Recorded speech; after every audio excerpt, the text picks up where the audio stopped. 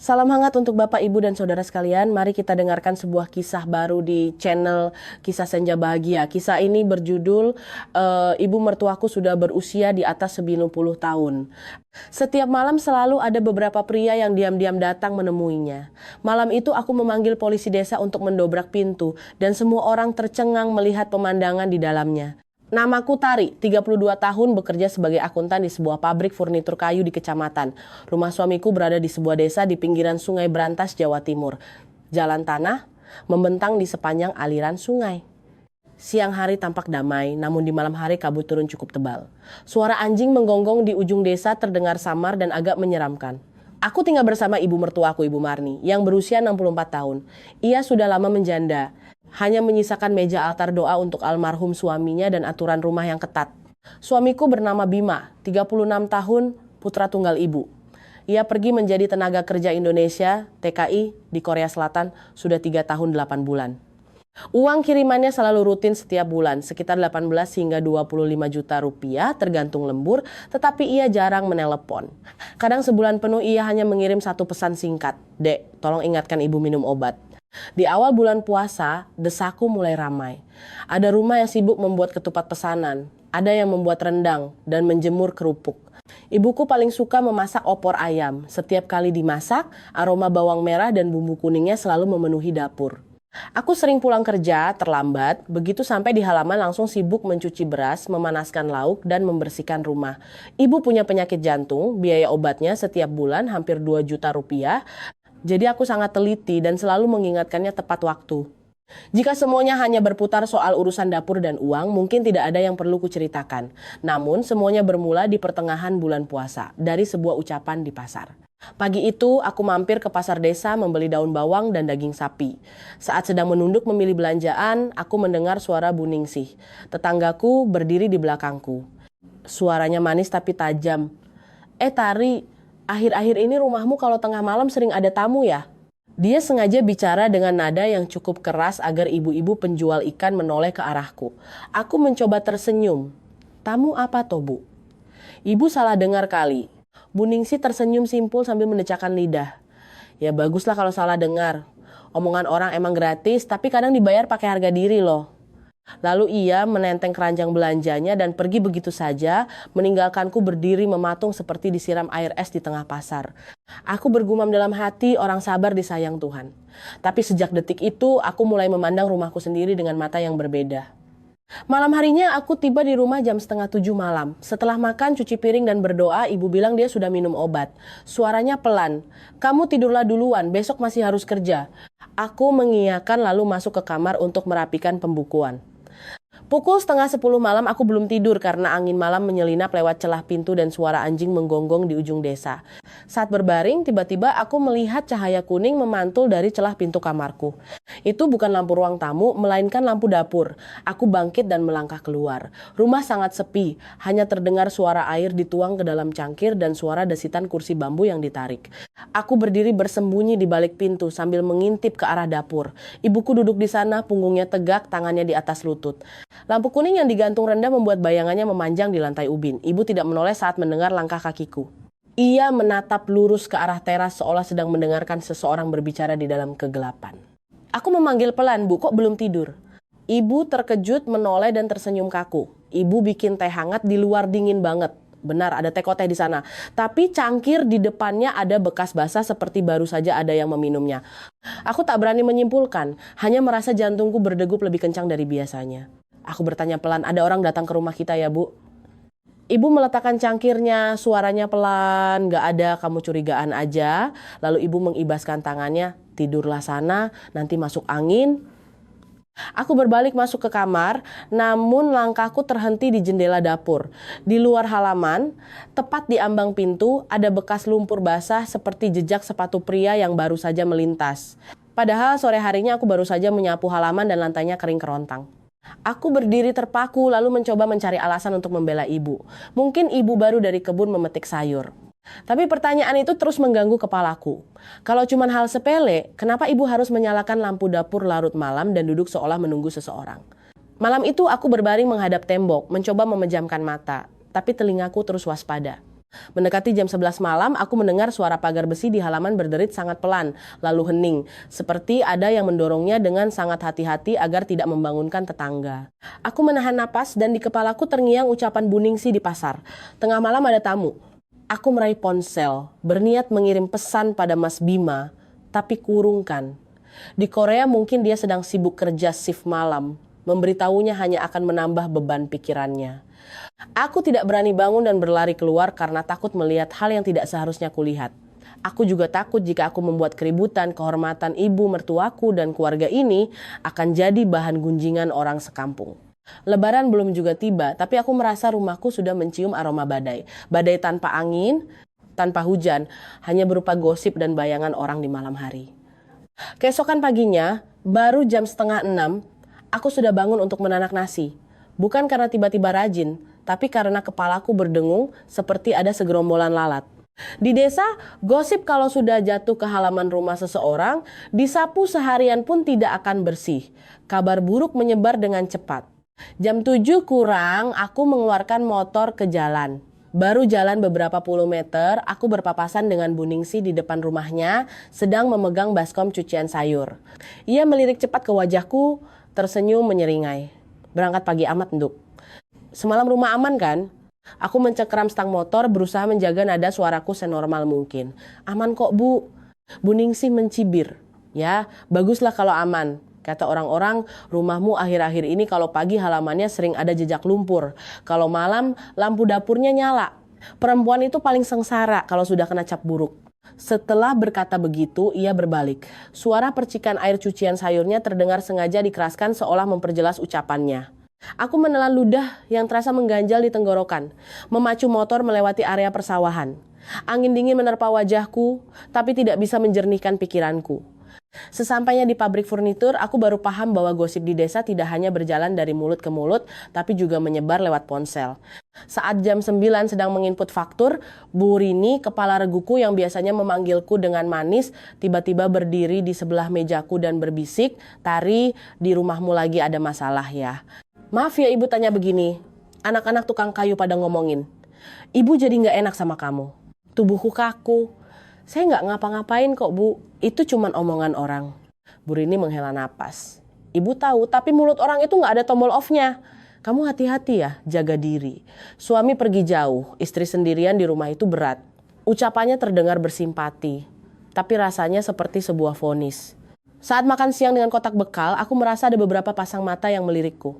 Mereka tidak bertanya langsung, hanya membicarakan urusan rumah orang lain tapi sengaja disamarkan.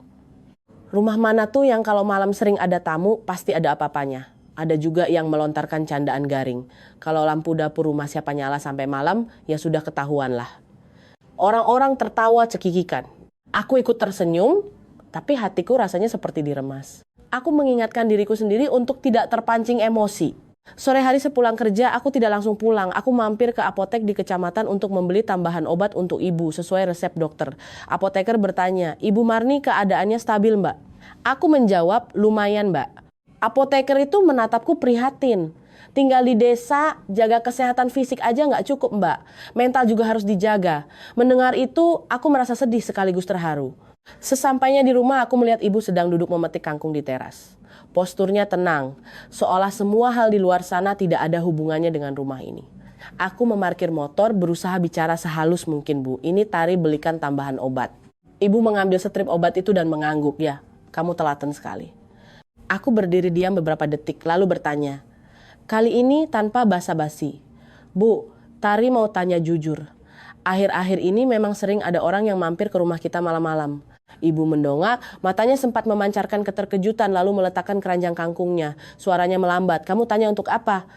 Aku menahan diri. Orang-orang di luar pada ngomongin, Bu. Tari pergi kemana-mana diliatin. Tari cuma pengen tahu biar bisa ambil sikap.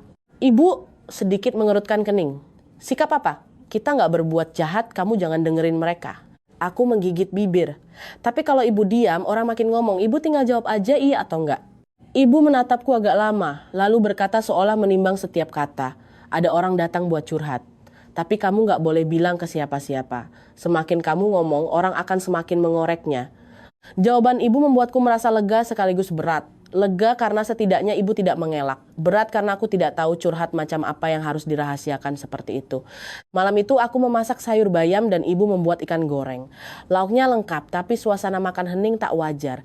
Aku tak lagi bercerita soal pabrik, ibu juga tak menyinggung soal suamiku. Setelah selesai cuci piring, aku berinisiatif mengepel lantai dapur, membersihkan setiap sudut.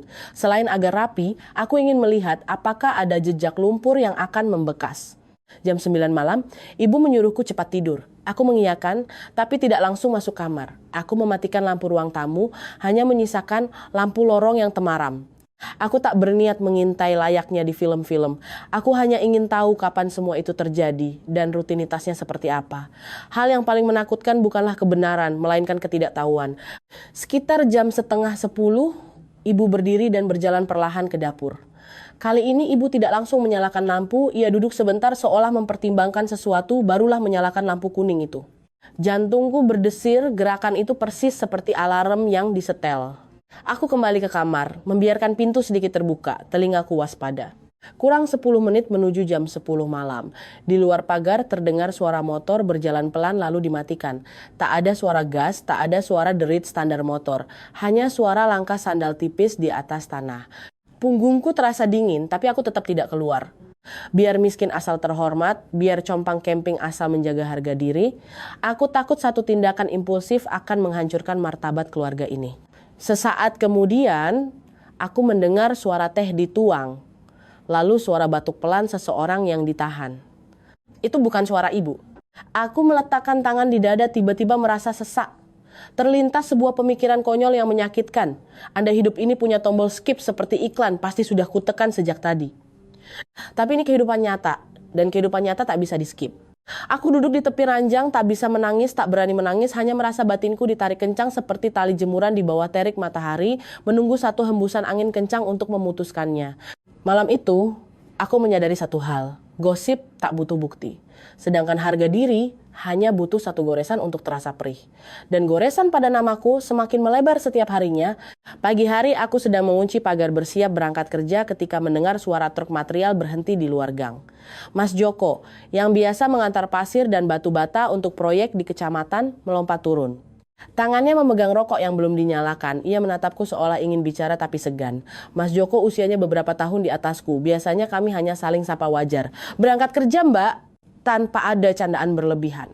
Hari itu dia berdiri lebih lama dari biasanya, matanya mengawasi halaman rumahku, lalu merendahkan suaranya. Tari, Mas mau ngomong sesuatu, kamu jangan marah ya. Mas lihat ada yang aneh. Aku mencengkeram kunci gembok erat-erat. Aneh kenapa, Mas? Mas Joko ragu-ragu sejenak. Semalam Mas pulang telat habis antar material. Pas lewat rimbunan bambu di depan gang rumahmu, Mas lihat ada pria nuntun motor dalam kondisi lampu dimatikan, jalan menuju pagarmu. Setelah nuntun, dia masih berdiri sembunyi di balik bayangan pohon. Lihat kanan kiri, baru ngetuk pagar. Ia menatap lurus ke mataku, bicaranya melambat. Itu bukan gaya saudara yang datang bertamu, Ri. Mana ada saudara bertamu malam-malam matiin lampu motor kayak maling. Satu kalimat itu membuat telingaku berdengung. Aku berusaha menjaga nada suaraku agar tidak bergetar. Mas lihat jelas wajahnya. Mas Joko menggeleng. Kabutnya tebal, lagian orangnya pakai topi ditarik ke bawah. Tapi Mas yakin dia pria parubaya, badannya kayak kuli bangunan karena pakai sepatu bot belepotan lumpur dan celana kain tebal. Ia mendecakkan lidah. Mas ngomong gini takut kamu sedih, tapi mulut orang desa itu kejam. Jangankan soal pria keluar masuk malam hari, hal sepele aja bisa jadi omongan. Aku tidak sedih, aku panik. Panik karena dari sekadar mendengar, kini berubah menjadi ada saksi mata. Aku bertanya, apa mungkin dia memang butuh bantuan? Ibu mertuaku kan sering bantu orang. Mas Joko menghela napas. Kalau minta bantu, ya harusnya datang siang hari secara baik-baik. Kalau sampai matiin lampu, nuntun motor sembunyi-sembunyi, Mas takut ada hal buruk. Ya sudah Mas, berangkat dulu. Mas ngomong ini biar kamu bisa jaga diri. Ia menyalakan motor dan pergi. Aku berdiri mematung di ambang pintu, angin dingin meniup tengkukku, tapi tubuhku terasa panas. Aku tidak bisa menerobos masuk dan menginterogasi ibu, karena beliau orang tuaku dan punya sakit jantung. Tapi aku juga tidak bisa pura-pura buta, karena harga diriku sedang diinjak-injak ke dalam lumpur oleh warga desa. Dalam perjalanan ke pabrik, aku mulai melakukan hal yang sangat mencirikan seorang akuntan. Aku mencatat di catatan ponselku, bukan untuk menghitung uang, tapi menghitung waktu. Malam sebelumnya, aku mendengar mesin motor dimatikan sekitar jam 10 kurang. Ibu menyalakan lampu dapur sekitar jam 9.30. Terdengar suara batuk pelan. Hari ini Mas Joko bilang dia melihat pria itu di dekat rimbunan bambu gang depan. Artinya, orang itu bukan tamu yang kebetulan lewat. Dia tahu jalan, tahu waktu, dan tahu cara menghindari pandangan orang. Sepanjang hari di tempat kerja, pikiranku melayang-layang. Siang harinya, saat mencuci tangan, aku tanpa sengaja mendengar dua tukang kayu mengobrol di sudut pabrik. Satu orang berkata, dengar-dengar Bu Marni itu punya susuk, makanya laki-laki pada nyariin. Yang lain mencibir susuk apaan, itu mah gosip doang. Tapi kalau digosipin terus, ya lama-lama jadi kenyataan. Mereka tertawa, tawanya kering seperti kayu lapuk. Aku memalingkan wajah, tenggorokanku tercekat. Aku tak ingin diriku menjadi tokoh utama dalam cerita lelucon orang lain. Di dunia ini orang benar tidak takut mati berdiri. Tapi pohon yang lurus, jika diterjang badai cemohan, suatu hari bisa tumbang juga jika tidak ada penyangganya.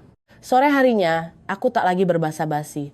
Aku menunggu ibu selesai makan malam sebelum duduk di dekat dapur dan berbicara pelan. Bu, hari ini ada yang bilang ke Tari. Mereka lihat ada laki-laki datang ke rumah kita malam-malam.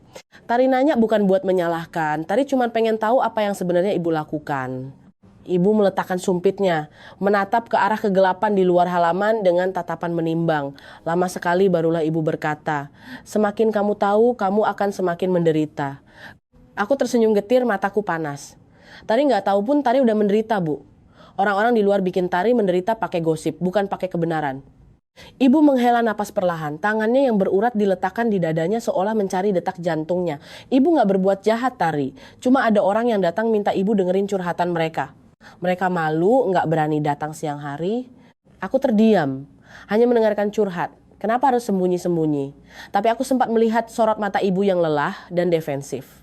Ibu tidak berbohong layaknya orang yang mengarang cerita. Ibu bicara layaknya seseorang yang sedang menutupi hal yang sulit diungkapkan. Aku melembutkan nadaku. Kalau cuma mendengarkan, kenapa ibu nggak kasih tahu Tari? Tari ini menantu ibu, tinggal di rumah ini juga. Tari ikut nanggung gosipnya. Ibu menoleh menatapku lekat-lekat. Untuk pertama kalinya. Karena ibu takut kamu mikir ibu ngelakuin hal kotor. Terus kamu ninggalin ibu. Kalau kamu ninggalin ibu, ibu hidup gimana? Bibir ibu sedikit bergetar lalu ia berdiri menuang air seolah ingin mengakhiri pembicaraan. Aku tidak membantah lagi. Aku tahu jika aku mendesak ibu akan menutup hatinya rapat-rapat. Namun aku juga sadar aku harus mencari jawabannya sendiri. Setidaknya untuk tahu masalah macam apa yang sedang kuhadapi.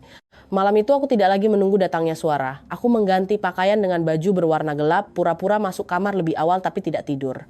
Aku duduk di dekat jendela, mengintip ke halaman lewat celah tirai.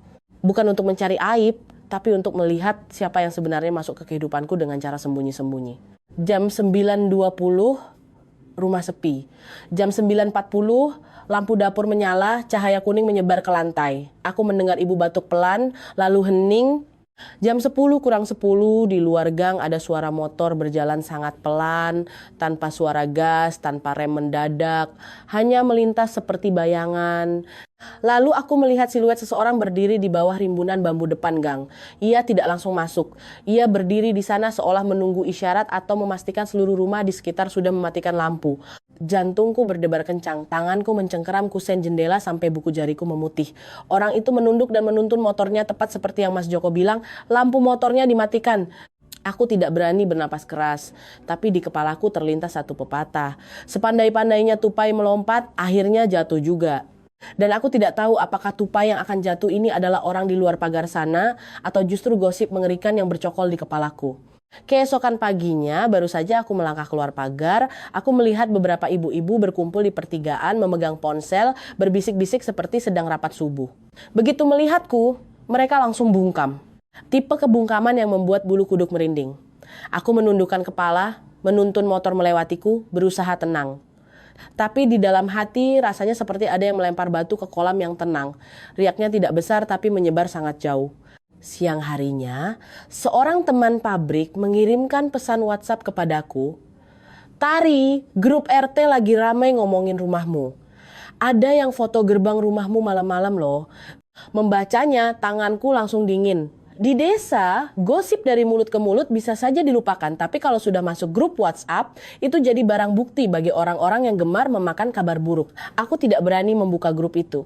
Bukan karena takut pada kebenaran, tapi aku takut pada cara orang memelintir kebenaran menjadi cerita yang pas untuk dikonsumsi massa. Mulut orang seringkali tak peduli benar atau salah. Mereka hanya butuh bahan obrolan untuk mengusir bosan. Sore harinya aku pulang lebih awal dari biasanya, bukan karena senggang, tapi aku ingin menemui ibu sebelum ada orang lain yang menemuinya membawa gosip itu. Ibu sedang duduk di teras memilah kacang hijau, wajahnya setenang air sumur. Aku duduk di sebelahnya dan berkata pelan, "Bu, di desa orang-orang ngomongin kita parah banget. Ada di grup WA juga. Mereka bilang rumah kita." Tangan ibu terhenti sejenak lalu kembali memilah kacang. "Biarin aja." Aku tersenyum tapi rasanya ingin menangis. "Gimana bisa dibiarin, Bu? Tari pergi kerja diliatin orang kayak buronan." Ibu meletakkan keranjang kacangnya dan menatap lurus kepadaku. Sorot matanya tidak marah tapi lelah. Ibu berbicara pelan. "Semakin kamu membela diri, orang semakin punya bahan untuk bicara. Kalau kamu tenang, nanti kalau mereka capek juga berhenti sendiri." Baru saja aku hendak membalas, di luar gang terdengar suara motor berhenti. Aku mendongak. Pak Eko, polisi desa, Babin Kamtibmas, melangkah masuk ke halaman. Usianya sekitar 41 tahun. Perawakannya tegap, wajahnya tegas tapi tidak galak. Ia berdiri di ambang pintu, menyapa ibu mertuaku dulu, lalu beralih menatapku. "Mbak Tari bisa ngobrol sebentar?" Aku menelan ludah. "Iya Pak, silakan." Pak Eko menyapu, pandangannya ke sekeliling halaman, tidak menginterogasi, tapi tatapan seorang aparat tetap saja membuat nyali siapapun menciut. Ia merendahkan suaranya. "Ada laporan dari warga, katanya tiap malam rumah ini sering ada orang asing keluar masuk. Saya mampir buat ngecek situasi aja, Ibu dan Mbak jangan salah paham." Ibuku duduk dengan punggung tegak. "Keluarga saya tidak melakukan hal yang melanggar hukum." Pak Eko mengangguk. "Saya tahu, Bu. Tapi kami sebagai aparat punya tekanan. Ada warga yang lapor ke balai desa, lapor ke Pak RT. Katanya mengganggu ketertiban dan keamanan. Di desa kita ini, urusan pribadi kalau sudah jadi urusan publik itu repot." Lalu ia menoleh ke arahku. "Mbak Tari, suami Mbak kerja jauh, Mbak yang jaga rumah. Saya tanya terus terang, ada hal yang perlu kami bantu." Kata bantu terdengar sopan, tapi aku tahu ada makna terselubung di baliknya. Jika tidak dijelaskan, orang akan menyimpulkan hal yang tidak-tidak. Aku berusaha menjaga nada bicaraku. "Begini Pak, Ibu mertua saya ini. Kadang membantu orang yang butuh teman ngobrol atau curhat. Saya juga baru tahu akhir-akhir ini, tapi saya pastikan 100% tidak ada hal-hal kotor atau asusila." Pak Eko menatapku seolah menimbang-nimbang. Ia tidak tersenyum, tapi juga tidak membentak. Ia hanya menanyakan satu hal yang membuat detak jantungku berhenti sejenak. "Curhat, kenapa harus milih waktu tengah malam?" Tenggorokanku tercekat. Aku ingin bilang karena mereka malu, tapi kalau bicara begitu, apa bedanya dengan mengakui bahwa rumahku adalah tempat untuk menyembunyikan pria-pria di malam hari? Aku gelagapan. Saya juga lagi minta penjelasan dari ibu saya. Pak Eko menoleh ke ibu. "Bu Marni, kalau memang niatnya membantu orang, sebaiknya dilakukan dengan cara yang benar. Siang hari, saat ada menantu, atau lapor dulu ke Pak RT biar nggak jadi fitnah. Omongan itu terbang terbawa angin, tapi fitnah itu nempel terus." Ibu menatap Pak Eko sebentar lalu berkata, "Saya sudah tua, saya tidak takut orang ngomongin saya. Saya cuma takut mereka ngomongin menantu saya." Setelah berkata begitu, ibu berbalik masuk menuang air, tangannya sedikit gemetar. Aku bisa melihat dengan jelas bahwa ketegaran ibu hanyalah topeng, di dalamnya ibu juga terluka oleh omongan orang. Pak Eko meminum air yang disuguhkan lalu meletakkan gelasnya dengan pelan. "Saya jujur saja, kalau laporan warga ini makin banyak, kami terpaksa harus melakukan razia dan pemeriksaan. Bukan karena saya mau, tapi ini prosedur. Ibu dan Mbak siap-siap mental saja." Mendengar kata razia, perutku mual. Aku menundukkan kepala. "Baik Pak, saya paham." Pak Eko berdiri. Sebelum keluar pagar, ia menoleh lagi. "Mbak Tari, urusan keluarga lebih baik dibicarakan jelas dengan suami. Jangan sampai omongan orang luar lebih dulu sampai ke telinga suami sebelum penjelasan dari istri." Lalu ia pergi. Langkahnya tidak terburu-buru, namun meninggalkan ruang kosong yang terasa seberat batu di halaman rumahku. Malam itu aku duduk di depan meja doa almarhum bapak mertuaku lebih lama dari biasanya.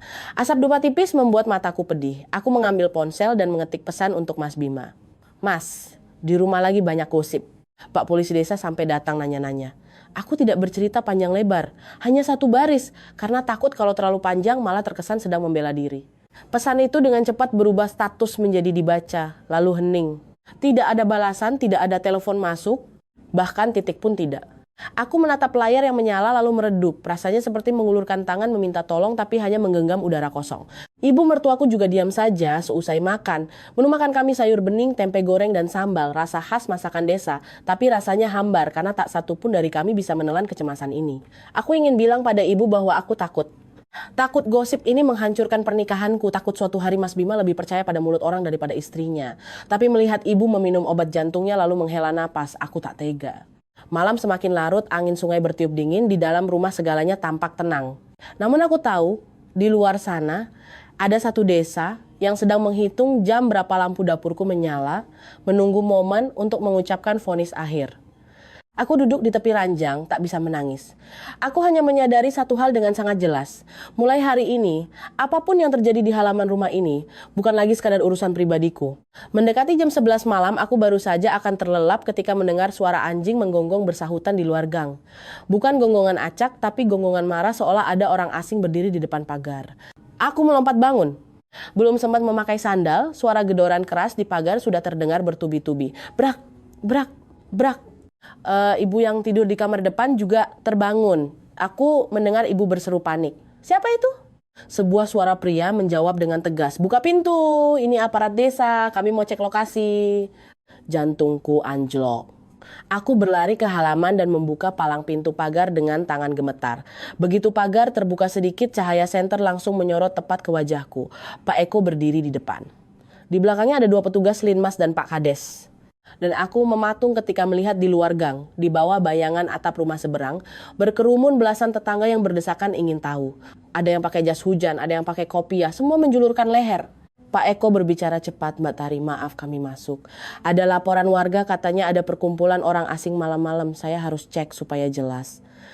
Belum sempat aku menjawab, suara melengking Buningsih terdengar dari kerumunan. Cek aja Pak, jangan dibiarkan lama-lama ngerusak moral desa. Wajahku memanas, aku menoleh ke arah ibu. Ibu berdiri di teras, tangannya memegangi dada, matanya menatap lurus. Bukan tatapan panik orang bersalah, tapi tatapan sedih seseorang yang tahu ia baru saja menyeret menantunya ke dalam pusat badai. Pak Eko melangkah masuk lebih dulu, aku mengikutinya rapat dari belakang layaknya bayangan. Sesampainya di pintu dapur, ia berhenti memberi isyarat pada Linmas untuk berjaga di sisi kiri kanan. Bu Marni, di dalam dapur ada siapa? Ibu tidak menjawab, hanya berjalan pelan menuju dapur. Pintu dapur didorong perlahan dan pada detik itu seluruh halaman terasa berhenti bernapas. Tidak ada adegan maksiat atau kotor di sana. Tidak ada minuman keras, tidak ada judi kartu, tidak ada suara tawa menjijikkan. Yang ada hanya lampu kuning temaram yang menyorot lantai batu di mana ibu mertuaku tadinya duduk. Di depannya ada 3 orang pria. Seorang pria tua berambut putih yang tangannya gemetar, seorang pemuda berwajah pucat pasi, dan seorang pria paruh baya bertubuh gempal dengan sisa debu semen di pundaknya. Di atas meja ada poci teh yang sudah dingin, beberapa lembar kertas kusut, dan sekantong obat. Aku mendengar suara kasak kusuk dari luar pagar mulai mengeras seperti air bah. Buningsih kembali berteriak, tuh kan, 3 laki-laki sekaligus. Malam-malam ke rumah janda buat ngapain kalau nggak ngapa-ngapain?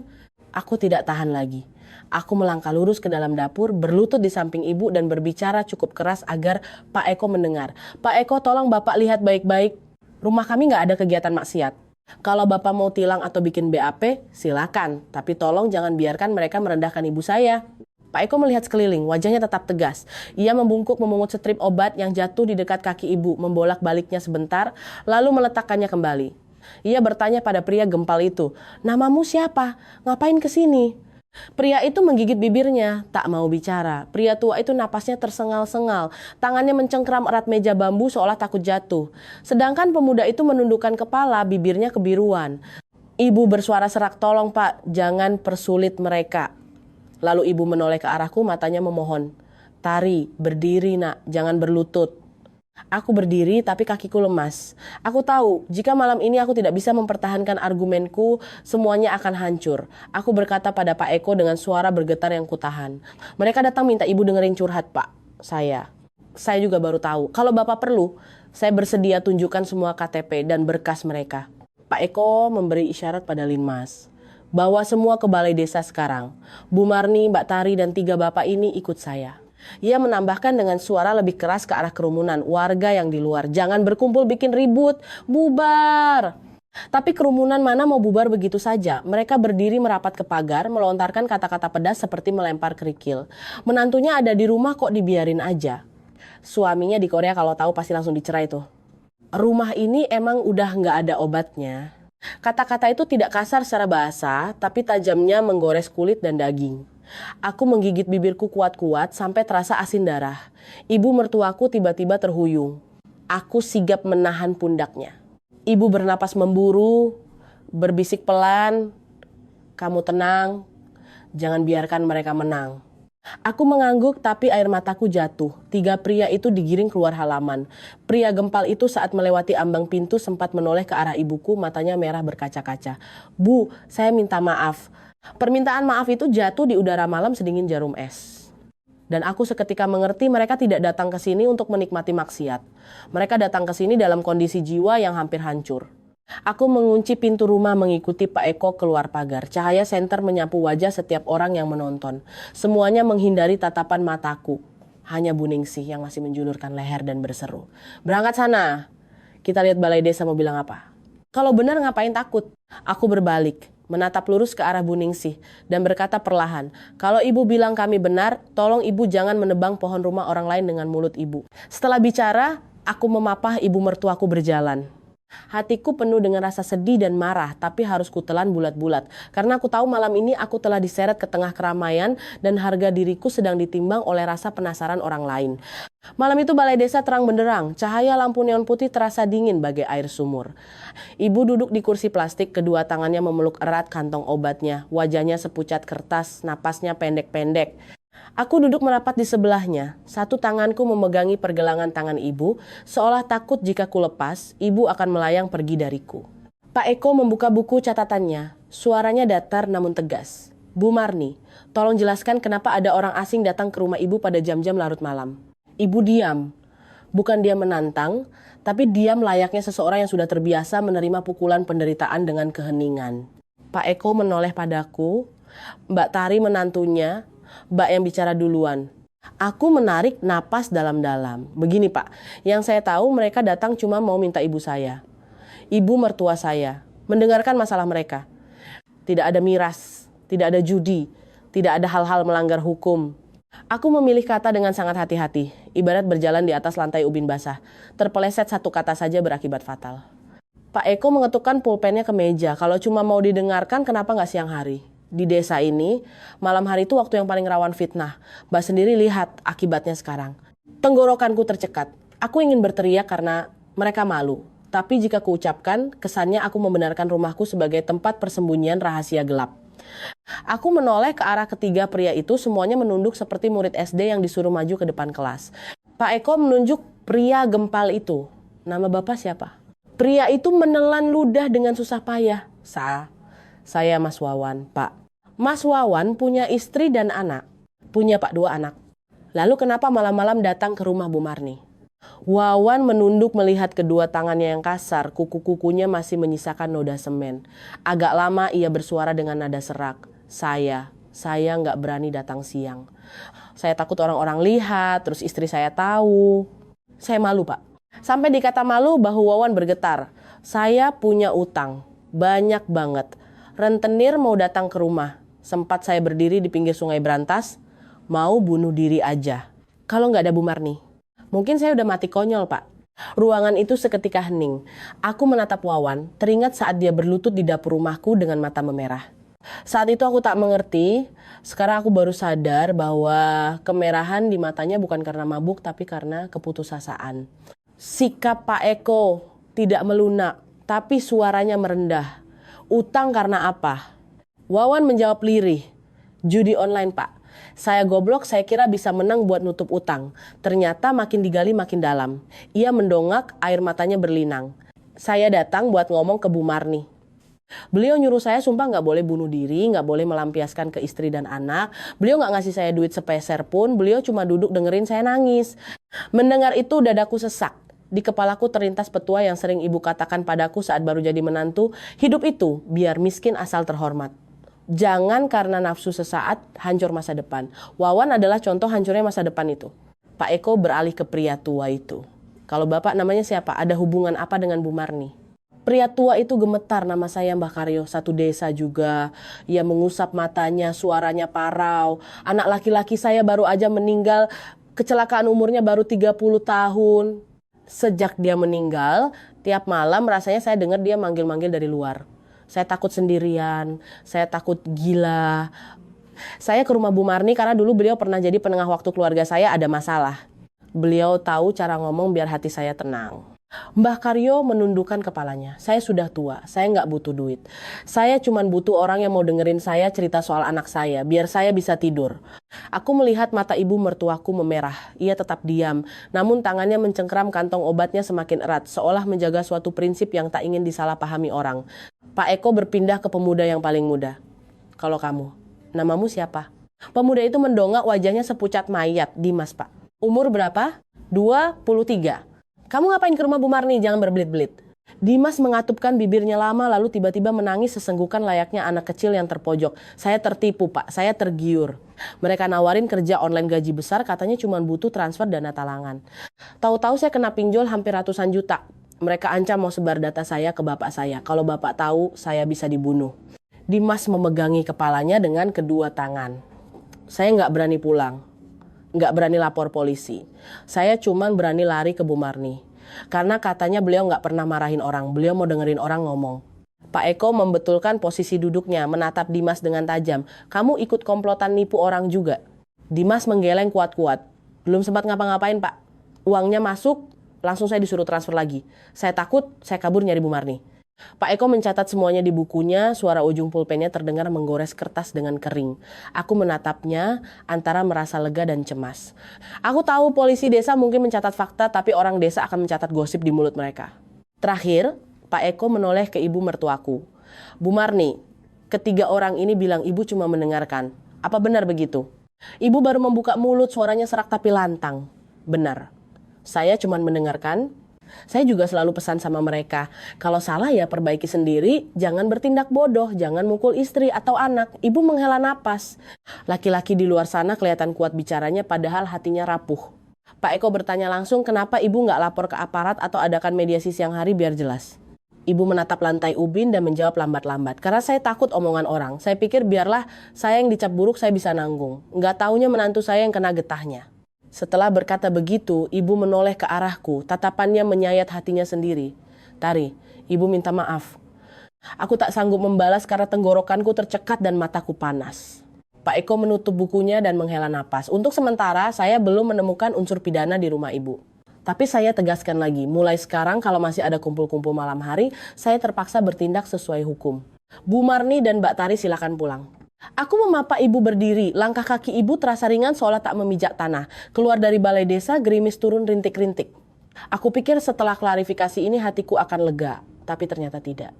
Karena di luar pagar balai desa, masih ada beberapa orang yang asik berdiri, mengawasi kami layaknya penonton teater yang menanti babak kedua.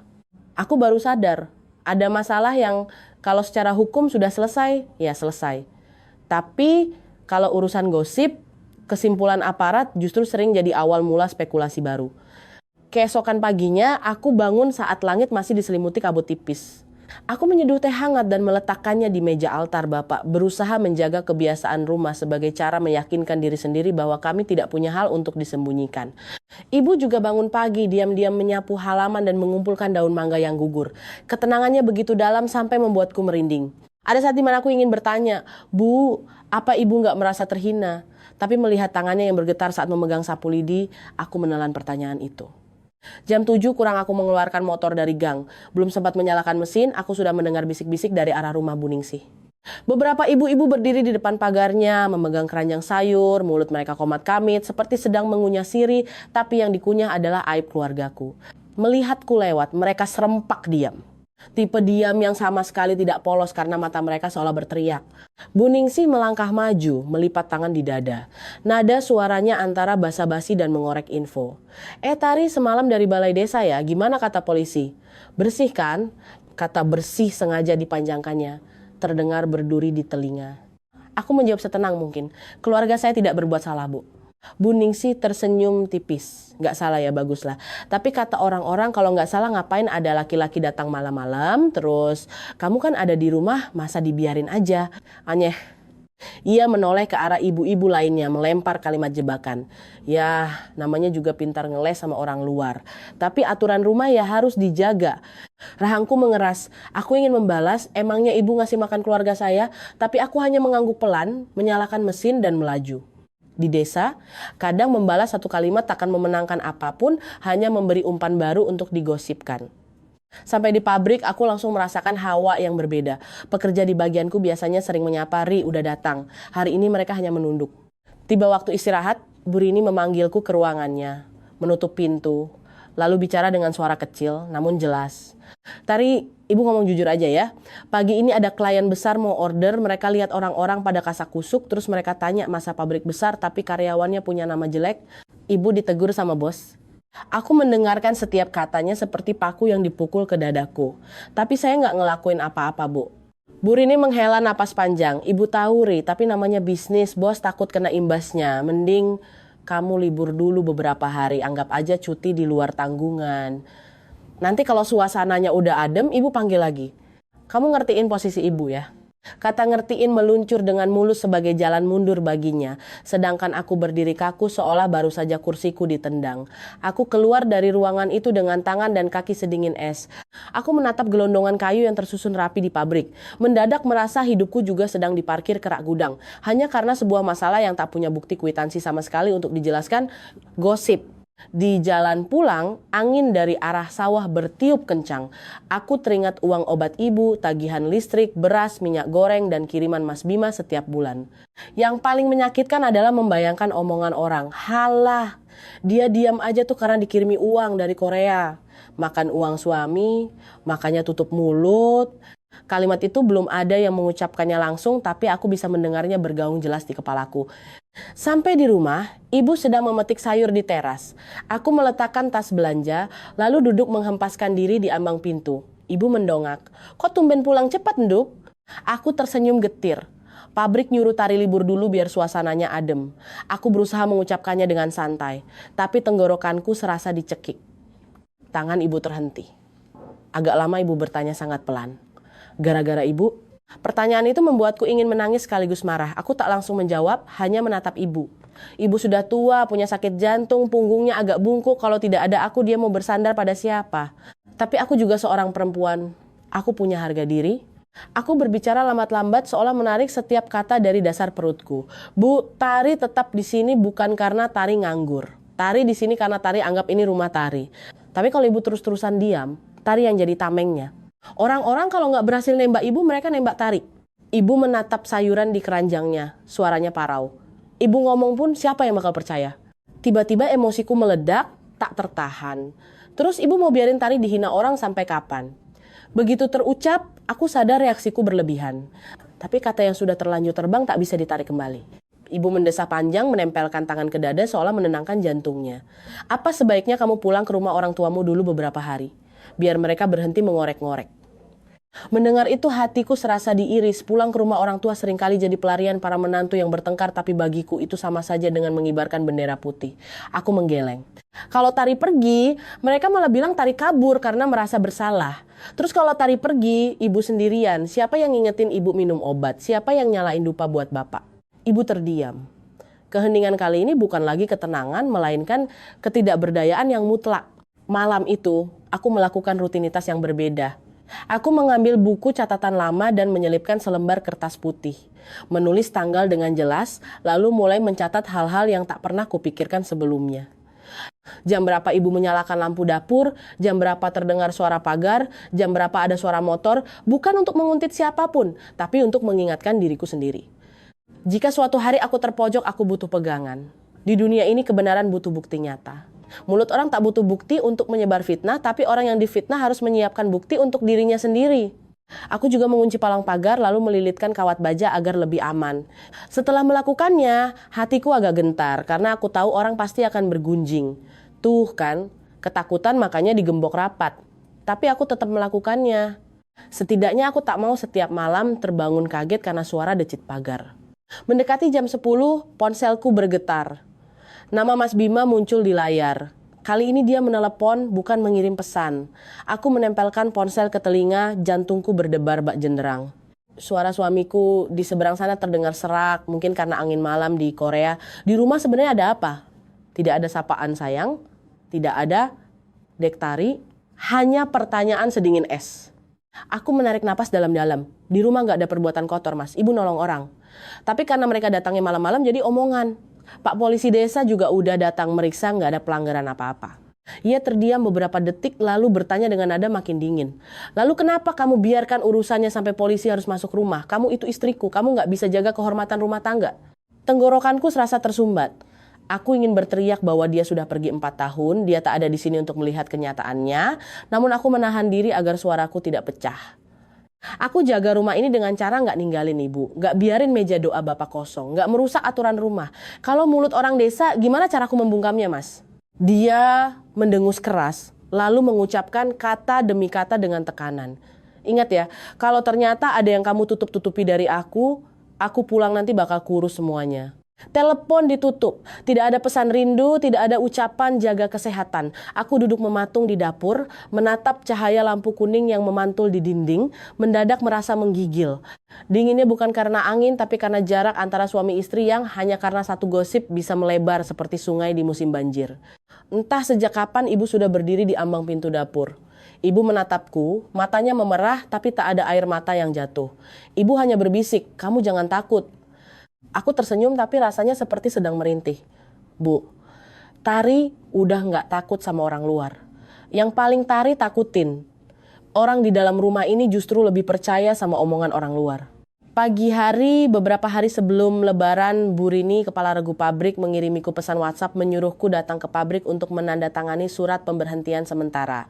Bukan lagi cuti seperti yang dia bilang kemarin, tapi pemberhentian sementara demi stabilitas internal. Kalimatnya sangat rapi dan formal, tapi membacanya seperti ada yang menarik kursi dari bawah kakiku. Aku menandatangani surat itu. Tintanya belum kering, tapi hatiku sudah kerontang. Aku tidak menyalahkan pabrik, bisnis wajar takut masalah. Aku hanya menyalahkan kehidupan yang aneh. Orang tidak peduli kita benar atau salah, asalkan nama kita sedang tersandung masalah, itu sudah cukup untuk mendepak kita. Keluar dari gerbang pabrik, aku mampir ke pasar. Kali ini belanjaku sedikit, karena mulai sekarang setiap sen harus dihitung dengan saksama. Aku berdiri di depan lapak daging, menatap sepotong daging sapi dan teringat pesan ibu kandungku. Biar miskin harta, tapi kaya harga diri. Aku sudah menjaga harga diriku, tapi apakah orang mengakuinya atau tidak, itu terserah mulut mereka.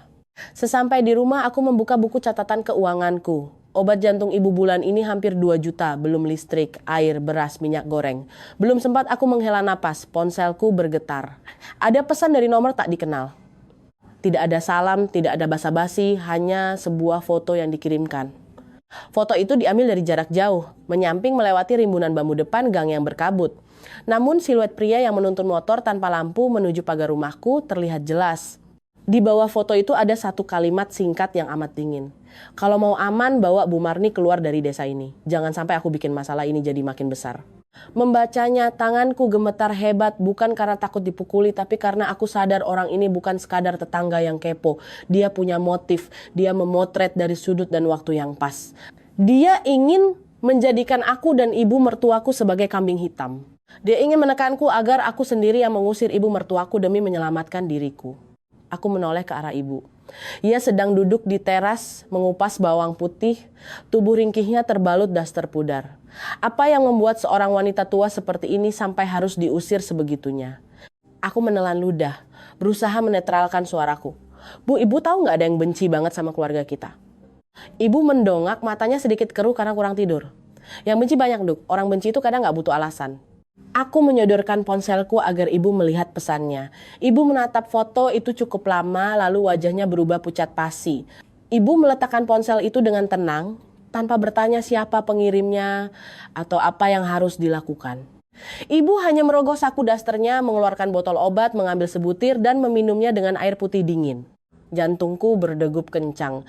Dada ibu sakit? Ibu menggeleng, suaranya parau. Enggak, ibu cuma kaget. Lalu ibu berbisik seolah mengutuk dirinya sendiri. Ibu pikir kalau ibu tanggung sendiri semuanya bakal selesai. Ternyata mereka mencekik menantu ibu juga. Aku tertawa sumbang, mataku panas. Mereka emang pintarnya kick, Bu. Tari sekarang udah dipecat sementara. Tari hidup dari uang kiriman Mas Bima. Besok-besok orang pasti bilang Tari diam aja karena makan uang suami. Tari membela diri pun bakal dibilang nyari alasan. Ibu menatapku dengan mata memerah. Apa sebaiknya kamu beneran pulang ke rumah orang tuamu? Kali ini aku tak langsung menggeleng. Aku duduk di ambang pintu dan bicara perlahan. Tari pulang sih gampang, Bu. Tapi harga diri Tari ketinggalan di sini. Harga diri ibu ketinggalan di sini, siapa yang mau mungut? Lagian asal-usul keluarga jelas. Kalau Tari sebagai menantu kabur pas rumah lagi kena musibah, nanti Tari dibilang perempuan macam apa. Ibu menunduk. Tundukan kepalanya terasa lebih menyakitkan dari gosip apapun. Aku meraih ponsel, berniat menelepon Mas Bima, tapi teringat nada dinginnya tempo hari, aku urung melakukannya. Aku tidak mau pernikahanku disetir oleh foto buram dan ancaman murahan. Aku butuh cara lain. Cara yang terhormat. Aku bangkit berdiri, berjalan ke halaman, menatap rimbunan bambu tempat orang misterius itu mengambil foto. Saat itu aku sadar jika aku terus meringkuk ketakutan, mereka akan terus menginjakku. Semakin takut, semakin disudutkan. Kalau ingin hidup tenang di desa ini, aku harus berani melangkah maju. Bukan untuk berkelahi, tapi untuk memperjelas segalanya. Aku kembali ke dalam rumah, membuka catatan ponselku, melihat riwayat jam kejadian yang kucatat beberapa hari terakhir.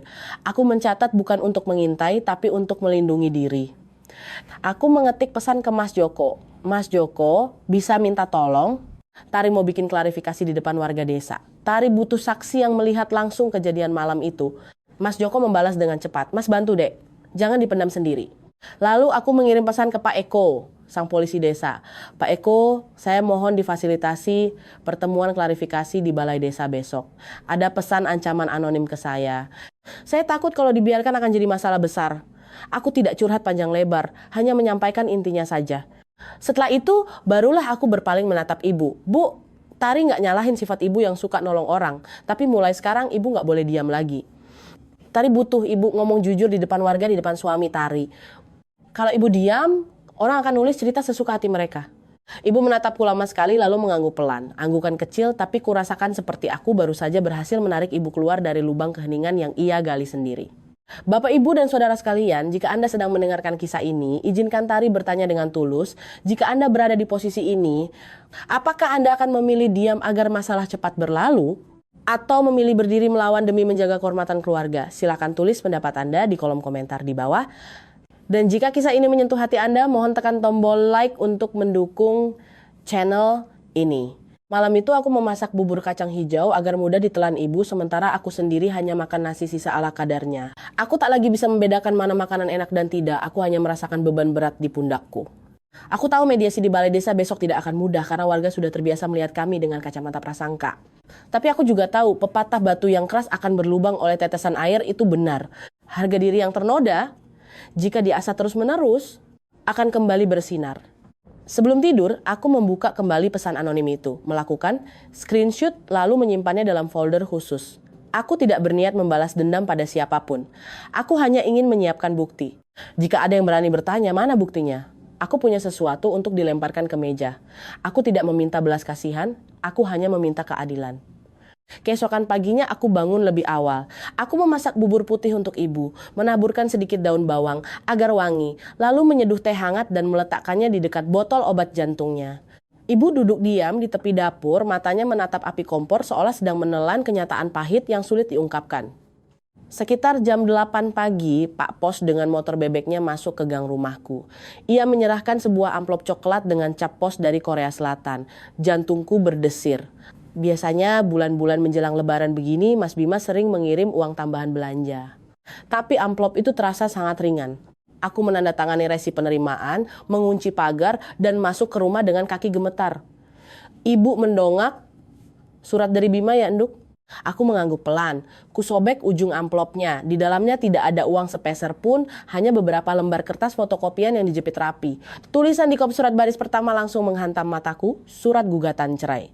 Telingaku mendengung. Aku membacanya dengan tangan sedingin es. Istri menyebabkan aib keluarga, tidak bisa menjaga nama baik rumah tangga dan merusak kehormatan keluarga. Ditandatangani oleh Bima, dilampiri fotokopi paspor dan alamatnya di Korea sana. Semua dokumen itu sangat rapi, sangat prosedural dan sangat dingin. Ibu merebut kertas itu dari tanganku, matanya seketika memerah.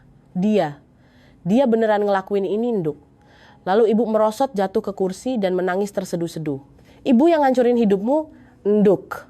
Ibu ini cuma beban pembawa sial buat kamu.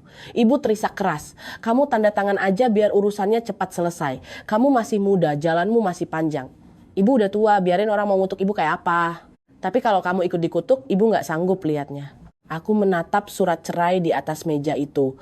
Menandatanganinya sangat mudah, satu tarikan pena dan selesai.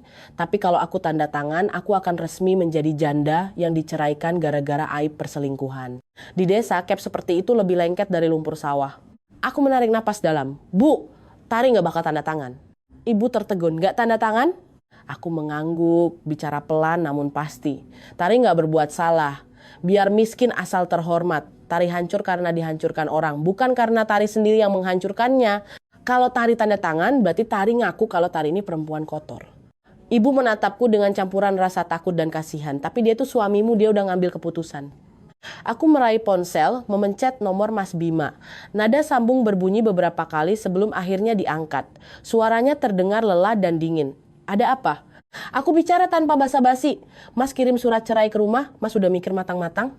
Ia menjawab singkat. Udah, aku nggak mau nanggung aib. Aku menahan gemetar di suaraku. Mas mikir nggak aib apa yang bakal Mas tanggung? Aku ini istrimu. Dia mendesah keras. Aku butuh ketenangan. Aku bertanya dengan suara serak. Ketenangan buat Mas itu artinya ngusir istrimu dari rumah. Di seberang sana hening beberapa detik, lalu dia mengucapkan kata demi kata dengan tegas. Kalau kamu merasa benar, buktikan. Klik, telepon dimatikan. Ibu mengusap air matanya dan berkata lirih. Kamu pulang aja ke rumah orang tuamu, Nduk. Beberapa hari aja biar mereka di sini nggak terus-terusan gosipin kamu. Aku menatap ibu. Kalau Tari pergi, ibu sama siapa? Kalau dada ibu sakit, siapa yang bawa ke puskesmas? Terus meja doa bapak, siapa yang nyalain dupa? Aku tidak membentak. Aku hanya bertanya. Tapi pertanyaan itu bagai pisau bermata dua. Tepat saat itu, ponselku bergetar lagi, dari nomor tak dikenal yang kemarin. Pesannya singkat, surat cerainya udah nyampe kan? Kalau pinter mending langsung tanda tangan. Membacanya, punggungku terasa beku. Ternyata si peneror anonim ini tahu segalanya dengan sangat detail. Dia seolah sedang memegang kendali atas napas keluargaku. Aku tak membalas. Aku hanya mengambil screenshot dan menyimpannya bersama foto buram kemarin. Lalu kubuka buku catatan dan kutulis tepat jam berapa pesan itu masuk. Fakta butuh bukti. Aku butuh semua ini agar tak terpojok sampai hanya bisa menangis. Siang harinya aku memakai keping dan pergi ke pasar membeli tahu. Aku berpapasan dengan Bu Ningsih. Matanya melirik ke map dokumen yang kupegang, lalu tersenyum seolah ia tahu segalanya. Yah, di dunia ini kan urusan rumah masing-masing. Tapi akhir-akhir ini lampu rumahmu terang banget ya. Aku tak membalas, hanya menundukkan kepala dan terus berjalan dengan telinga memanas. Aku mengirim pesan ke Pak Eko, melampirkan screenshot ancaman anonim itu dan menjelaskan bahwa pengirimnya tahu urusan pribadi rumahku. Pak, saya takut orang ini bakal bikin keributan besar. Pak Eko membalas cepat. Mbak simpan semua buktinya. Sore ini saya ke sana. Aku juga pergi ke rumah Pak Kades untuk meminta surat undangan pertemuan terbuka yang resmi. Pak Kades menatapku sambil menghela napas. Kamu jangan takut, Nduk. Di desa ini, apa yang dibicarakan di belakang punggung harus diselesaikan secara berhadapan. Mendengar itu aku merasa perih namun sadar. Kadang, untuk bisa hidup terhormat kita harus berani melangkah ke tempat terang. Meski tempat terang itu disorot oleh banyak mata yang sinis. Sore harinya Mas Joko mampir ke depan pagar. Bicaranya singkat, kamu sing sabar. Kalau butuh saksi, Mas pasti datang. Hanya satu kalimat itu, tapi membuat rongga dadaku terasa tak lagi kosong melompong. Aku masuk rumah menatap ibu dan bicara tegas. Bu, pertemuan desa besok tetap harus jalan. Ibu harus ngomong semuanya, nggak boleh ada yang ditutupi. Kalau ibu diam, mereka yang akan nulis cerita seenaknya. Ibu menatapku, bibirnya gemetar. Kamu kuat nanggungnya? Aku menjawab pelan tapi mantap. Kuat, Bu. Yang Tari nggak kuat itu kalau harus hidup menunduk seumur hidup gara-gara kesalahan yang nggak Tari lakuin. Aku menyatukan tumpukan kertas ke dalam map. Sejak detik itu, aku tak lagi menganggap kertas itu sebagai surat cerai. Aku menganggapnya sebagai tonggak bukti seberapa dalam gosip busuk telah menikam keluargaku. Sore itu, langit berwarna kelabu, seolah dilapisi debu halus. Ibu hanya memakan beberapa suap bubur, lalu meletakkan mangkuknya, dan bilang tak bisa menelan lagi. Aku tak memaksa, hanya menuangkan air hangat dan memberikan obat jantungnya tepat waktu. Sehabis minum obat, ibu duduk terdiam sangat lama, lalu tiba-tiba berkata, Tari, kamu masuk ke kamar ibu. Tarik peti kayu jati di bawah ranjang ke sini. Aku terpaku. Peti kayu jati kuno di bawah kolong ranjang kamar depan itu. Selama ini kukira hanya tempat ibu menyimpan sertifikat tanah dan barang-barang peninggalan almarhum bapak. Aku bertanya ragu, buat apa buka peti, Bu? Ibu menatapku, suaranya parau tapi tegas. Biar kamu tahu ibu ini orang macam apa, biar kamu nggak mikir ibu ngelakuin hal kotor, biar besok pas di balai desa kamu tahu apa yang harus kamu bicarakan. Aku menelan ludah, aku masuk ke kamar, berlutut, dan menarik peti itu keluar. Peti itu berat, kayunya berserat kasar, gemboknya sudah berkarat. Ibu menyerahkan kunci kecil yang katanya sudah lama ia simpan di saku daster coklatnya. Aku membuka gembok. Terdengar bunyi klik, rasanya seolah ada sebuah tombol di dalam hatiku yang baru saja ditekan. Di dalam peti tidak ada perhiasan emas, hanya ada tumpukan buku catatan bersampul kain, beberapa lembar kertas yang dijepit dengan penjepit besi berkarat, dan sebuah map karton tebal bertuliskan tinta ungu, Tim Mediasi Desa, PKK. Aku terperangah, ibu mengangguk pelan. Dulu ibu anggota tim mediasi desa. Pas bapakmu masih hidup, ibu sering jadi penengah biar orang gak berantem, gak sampai cerai atau hancurin rumah. Aku membuka map itu. Di dalamnya ada sertifikat penghargaan, cap stempel merah, dan daftar nama anggota yang dengan jelas mencantumkan nama ibuku. Lalu ada lembaran-lembaran notulen mediasi, penyelesaian cekcok suami istri, sengketa tanah warisan, hingga masalah kenakalan remaja. Tulisan tangan ibu begitu rapi dan tegak bersambung. Aku membolak-balik halamannya, dadaku makin terasa berat. Orang-orang di luar menggosipkan ibuku sebagai wanita murahan, padahal ibuku dulu adalah orang yang menjaga martabat dan keharmonisan satu kampung. Ibu duduk di sebelahku, pandangannya menerawang keluar. Di desa ini, orang sering bilang masalah keluarga harus diselesaikan secara kekeluargaan. Tapi nyatanya, kalau pintu sudah ditutup, banyak keluarga yang hancur. Ibu sudah bantu banyak keluarga, tapi giliran keluarga ibu sendiri, ibu malah membiarkan kamu nanggung fitnah. Aku membuka sebuah halaman yang sobek setengah, ujung kertasnya bergerigi seperti bekas ditarik paksa. Di bagian yang sobek ada noda coklat kehitaman. Bukan lumpur, tapi darah yang sudah mengering. Aku bergidik ngeri. Bu, ini kenapa? Ibu terdiam sejenak lalu menghela napas. Tahun itu ada kejadian suami mabuk pukulin istrinya di tengah halaman. Ibu sama tetangga lain nyoba misahin. Si suami ngelempar pecahan gelas kaca, kena pergelangan tangan ibu. Darahnya ngucur, tapi orang-orang cuma berdiri nonton kayak lagi nonton ludruk. Ibu menggulung lengan bajunya. Di bawah kulit keriputnya membentang sebuah bekas luka sayatan yang cukup panjang. Habis kejadian itu, ibu sobek halaman ini. Karena pas ibu laporin namanya, dia malah balik nuduh ibu nyebarin aib keluarganya. Mendengarnya, hatiku berdenyut nyeri. Kerumunan orang yang menonton kejadian itu persis sama dengan kerumunan warga yang menonton di depan pagar rumahku malam itu saat polisi datang. Bedanya, dulu ibu berdiri melindungi orang lain. Hari ini aku berdiri melindungi ibuku. Aku kembali membuka buku catatan yang lebih kecil. Halaman pertamanya berjudul, Hal-hal yang harus diucapkan saat orang putus asa. Tulisannya agak miring seperti ditulis terburu-buru. Aku membaca beberapa kalimat pendek. Jangan mencela, jangan memaki, biarkan mereka bicara sampai habis. Tanyakan siapa orang yang paling mereka sayangi, hal apa yang paling mereka takuti. Ingatkan mereka untuk pulang ke rumah. Aku tertegun. Kalimat-kalimat itu bukanlah kalimat dari seorang wanita gatal seperti yang digosipkan, melainkan pedoman dari seorang penyelamat yang tahu cara menarik seseorang dari jurang keputusasaan. Ibu menatapku dengan mata memerah. Kamu ngerti kan sekarang kenapa ibu mau dengerin mereka? Orang kalau udah mentok, gak berani curhat ke anak istri. Larinya ya nyari ibu. Ibu gak pernah ngasih duit, ibu cuma nahan mereka biar gak nekat bunuh diri atau berbuat jahat. Aku menggigit bibir dan bicara jujur. Tari ngerti bu, tapi Tari juga sakit hati. Ibu dengerin orang, tapi Tari diinjak-injak orang. Ibu dengerin mereka, tapi ibu biarin menantu ibu disiksa gosip. Ibu mengangguk, suaranya merendah. Ibu tahu ibu salah.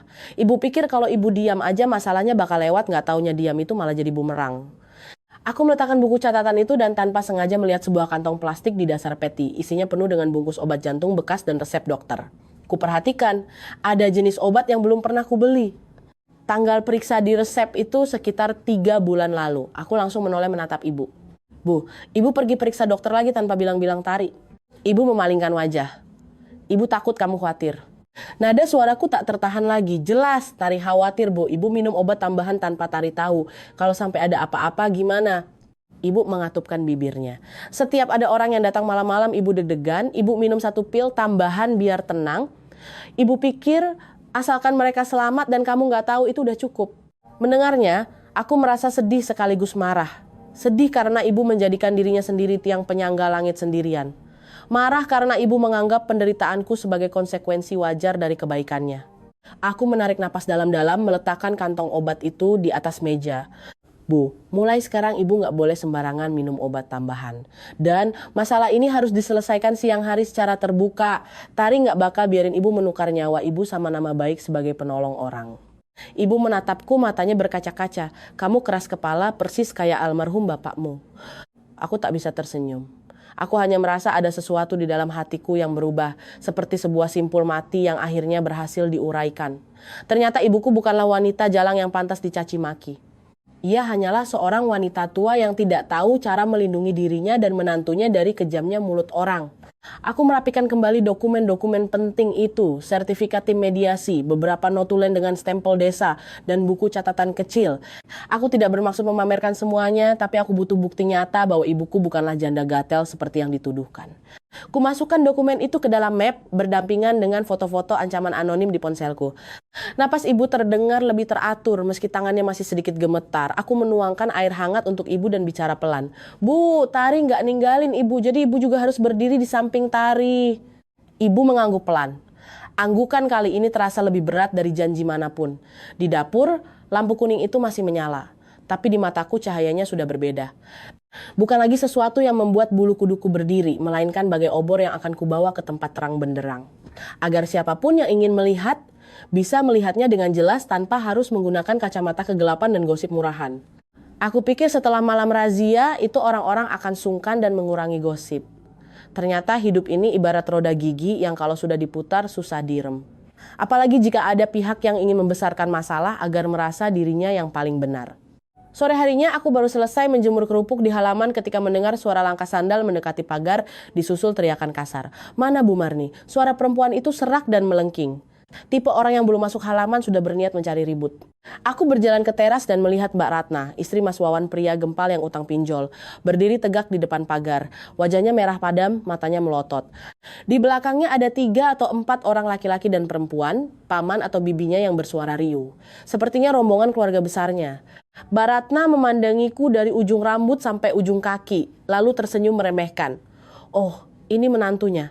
Hebat ya kamu. Suami orang kelayapan kesini, kamu juga asik-asik aja ngelihatnya. Aku belum sempat menjawab, Mbak Ratna sudah menggebrak pagar besi. Brak! Brak! Mana Bu Marni? Keluar! Jangan mentang-mentang udah tua bisa seenaknya. Gebrakan nyaring itu memancing beberapa tetangga keluar dari rumah mereka. Suara langkah kaki berhamburan, dalam sekejap halaman depan rumahku sudah seperti arena tontonan gratis. Ibu mertuaku melangkah keluar dari dalam rumah, tangannya memegangi dada, wajahnya pucat. Belum sempat ibu membuka mulut, Mbak Ratna sudah maju selangkah menunjuk-nunjuk wajah ibuku. Bu Marni, ibu godain suami saya ya? Ibu bikin keluarga saya hancur lebur. Ibu ini nggak punya malu ya? Ibu berdiri diam, suaranya parau. Saya nggak menggoda siapapun, suami Mbak datang sendiri. Kata datang sendiri itu bagai bensin yang disiram ke api. Mbak Ratna berteriak histeris, datang sendiri? Terus ngapain dia datang malam-malam? Ibu berduaan sama laki saya di dapur, siapa yang tahu kalian ngapain? Aku melangkah maju memposisikan diri di antara ibu dan Mbak Ratna, berusaha menahan emosi. Mbak Ratna tolong tenang. Kalau mau bicara silakan bicara baik-baik. Kalau Mbak mau minta kejelasan, besok kita kumpul di balai desa, ada Pak Polisi, ada Pak Kades. Belum selesai aku bicara, tangan Mbak Ratna melayang dan plak, ia menampar pipiku keras-keras. Tidak ada kata-kata kotor, tapi tamparan itu mendarat telak bak palu godam. Kepalaku pening, mataku berkunang-kunang, telingaku berdengung. Bau tanah lembab dan keringat orang-orang yang berkerumun mendadak menyengat penciumanku. Mbak Ratna menggeram. Kamu mau ngajarin saya bicara baik-baik? Kamu itu apa-apaannya di rumah ini? Kamu ini sekongkol kan? Makan uang kiriman suami dari Korea. Makanya tutup mulut aja dapat jatah kan? Aku tertegun. Hal yang paling kutakutkan akhirnya dilemparkan tepat ke wajahku, tanpa peduli benar atau salah.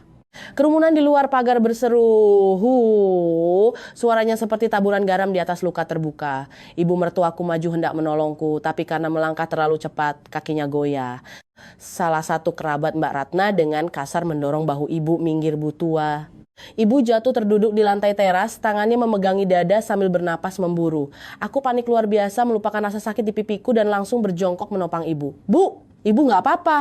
Ibu mencoba menggeleng, tapi bibirnya membiru, tatapan matanya kosong. Hatiku rasanya diremas kuat. Tepat pada detik itu, terdengar suara rem motor mendadak di luar gang. Mas Wawan muncul, wajahnya pucat pasi, jaketnya belepotan debu. Begitu melihat ibuku terjatuh, ia langsung menerobos masuk dan berlutut tepat di ambang pintu. Dia tidak menatapku, melainkan menatap istrinya dengan napas tersengal. Ratna, udah berhenti, kamu jangan nekat. Aku datang ke sini bukan karena Bu Marni, aku datang ke sini karena aku beneran mau mati. Seluruh halaman mendadak hening sejenak. Mbak Ratna terpaku, lalu tertawa sinis. Kamu lagi akting apa sih, Mas? Udah diguna-guna sama perempuan tua ini, sekarang kamu belain dia. Mas Wawan menundukkan kepala, suaranya pecah berkeping-keping. Aku punya utang, Rat. Aku ketagihan pinjol sama judi online. Utangku hampir 400 juta. Debt collector ngancam mau sita rumah. Aku nggak berani ngomong sama kamu.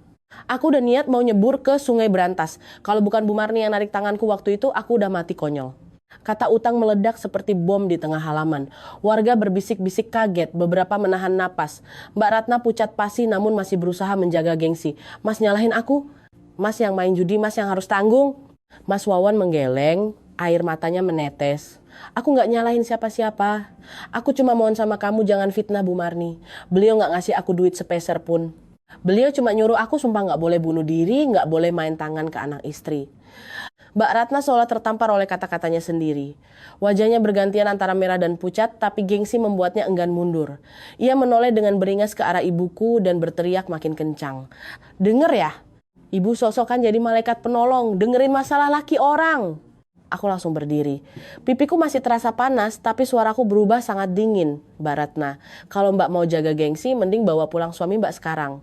Mbak datang ke sini bikin malu ibu saya, bikin malu saya. Mbak dapat apa? Mbak Ratna tersentak. Mungkin dia tak menyangka aku berani melawannya dengan kata-kata tajam. Kerumunan kembali ribut. Ada yang menarik tangan Mbak Ratna, ada yang membujuk. Udah Rat, ayo pulang aja. Tapi Mbak Ratna masih emosi. Di saat yang tepat, suara sirine terdengar di luar gang. Pak Eko datang, ia melangkah masuk, melihat sekilas kondisi ibuku yang terengah-engah lalu membentak tegas. Bubar semua, yang tidak berkepentingan kembali ke rumah. Jangan bikin kerusuhan di sini. Pak Eko menyuruh keluarga Mbak Ratna membawanya pulang. Lalu mendekatiku dan bertanya pelan, Bu Marni gak apa-apa? Aku menjawab dengan suara gemetar, dada ibu sakit Pak, sepertinya kumat. Pak Eko menyuruhku membawa ibu masuk ke dalam, jika memburuk segera panggil ambulan. Saat kerumunan perlahan bubar, halaman rumahku hanya menyisakan bau kekacauan dan keheningan yang menyesakkan. Mas Wawan diseret pulang oleh keluarganya, Mbak Ratna juga ditarik paksa, mulutnya masih komat kamit mengomel. Aku memapa ibu masuk ke dapur, mendudukannya di kursi. Setelah minum obat, napas ibu mulai teratur, tapi matanya memerah dan tidak berani menatapku. Aku berdiri di depan ibu, tak lagi mampu melembutkan suaraku. Bu, ibu lihat sendiri kan? Ibu kasihan sama mereka, tapi menantu ibu ditampar di depan umum. Ibu mau biarin Tari diperlakukan kayak gini sampai kapan? Bibir ibu bergetar pelan, dan ia hanya sanggup mengucapkan satu kalimat lirih. Ibu minta maaf. Aku memalingkan wajah, air mataku jatuh memanas. Bukan karena rasa sakit tamparan itu, tapi karena aku menyadari satu hal. Mulai sekarang, kalau ibu masih terus memilih diam, orang-orang akan kembali datang dan menginjak-injak rumah ini. Dan di lain waktu mungkin bukan hanya sebuah tamparan. Keesokan paginya, pipiku masih terasa perih saat kulihat di cermin bekas jari kemerahan tercetak jelas. Aku tidak menutupinya dengan bedak, juga tidak memakai masker rapat-rapat. Aku membiarkannya saja. Bukan untuk mengemis simpati, tapi untuk mengingatkan diriku sendiri. Rasa sakit ini nyata, dan ini adalah akibat dari terlalu lama diam. Ibu terbangun lebih siang dari biasanya. Aku mendengar suara batuk kering dan letih dari kamarnya. Aku menyeduh air hangat, menyiapkan obat di tempat biasa, dan berkata pelan, Bu, hari ini Tari mau ke balai desa. Ibu menatapku, bibirnya bergetar. Ke balai desa mau ngapain, Duk? Aku menjawab tegas, mau minta salinan BAP malam waktu di razia itu, sekaligus ngelaporin ancaman teror. Ibu sepertinya ingin melarang, tapi mengurungkannya. Aku tahu ibu takut aku memperbesar masalah, tapi aku sudah tidak punya jalan mundur. Di desa, kadang mengalah memang menyelamatkan, tapi kalau terus mengalah, lama-lama orang akan menginjak kepala kita. Aku memacu motor menuju balai desa pukul 8:30 pagi. Pak Eko sedang bertugas. Melihatku, keningnya berkerut. Mbak Tari, pipinya kenapa? Aku mengangguk. Tadi malam Mbak Ratna nampar saya di depan pagar. Saya kesini bukan buat nuntut Mbak Ratna. Saya kesini buat minta salinan berita acara pemeriksaan malam itu, dan saya mau menyerahkan bukti ancaman teror. Aku menyodorkan ponselku, membuka folder foto. Pak Eko melihatnya dengan cepat, raut wajahnya berubah muram. Ia meminta staf desa untuk mencetakkan kutipan BAP tersebut, yang di dalamnya tertulis jelas. Tidak ditemukan aktivitas minuman keras, perjudian, asusila, atau pelanggaran hukum lainnya. Di lokasi hanya ada 3 tamu yang sedang berkonsultasi masalah pribadi, beserta obat-obatan dan dokumen terkait Aku memegang secarik kertas itu, tanganku terasa lebih mantap. Setidaknya ini bukan omonganku, ini tanda tangan aparat pemerintah. Pak Eko berpesan agar aku menyimpan baik-baik pesan teror itu. Ia akan melaporkannya ke atasan. Tapi Mbak ingat, waktu mediasi nanti apapun yang Mbak bicarakan harus berdasarkan bukti ini ya. Siap Pak. Fakta butuh bukti. Kali ini aku akan berbicara layaknya akuntan yang sedang merinci laporan, jelas dan tanpa emosi berlebih. Dari Balai Desa, aku meluncur langsung ke RSUD Kabupaten untuk menemui Dokter Andi. Aku tak buat janji, hanya minta tolong Mas Joko mencarikan alamatnya. Dokter Andi melihat rekam medis ibuku lalu bertanya, Bu Marni itu ibu mertua Mbak ya? Aku mengangguk. Ia membolak-balik resep lalu bertanya lagi, Mbak butuh surat keterangan apa? Aku bicara terus terang. Saya butuh opini medis dari dokter, bahwa orang-orang yang datang mencari ibu mertua saya itu menunjukkan gejala stres berat, depresi atau kecenderungan bunuh diri. Biar nanti pas mediasi desa, orang-orang gak seenaknya memfitnah. Dokter Andi menatapku sebentar lalu mengangguk pelan. Ia tidak mengumbar janji berlebihan, hanya bicara sesuai kapasitasnya. Saya bisa membuat catatan umum soal karakteristik psikologis orang yang putus asa. Kalau memang orang-orang itu bersedia mengaku, saya bisa nyatakan mereka masuk kelompok risiko tinggi. Tapi Mbak harus ingat, tujuannya untuk mengedukasi warga bukan menjadikan rumah Mbak tempat praktik pengobatan ilegal. Aku segera menjawab, saya cuma mau orang tahu rumah saya bukan tempat maksiat, Dok. Keluar dari rumah sakit, aku mampir ke tempat Mas Joko. Ia sedang mencuci motor. Melihatku, ia menunjuk arah pipiku. Itu kerjaan keluarga Ratna ya? Aku mengangguk. Mas Joko mengumpat pelan, tapi hanya berkata, siapa menabur angin pasti menuai badai. Kamu jangan takut, nanti malam Mas datang jadi saksi kalau Mas memang lihat orang jalan sembunyi-sembunyi itu. Hanya satu kalimat, tapi membuat hatiku tak lagi terasa kosong. Aku pulang ke rumah, menyusun semua dokumen di dalam map dengan urutan. 1. BAP dari Kepolisian Desa. 2. Screenshot, pesan ancaman beserta waktu pengiriman. 3. Foto buram orang menuntun motor. 4. Sertifikat tim mediasi PKK milik ibu.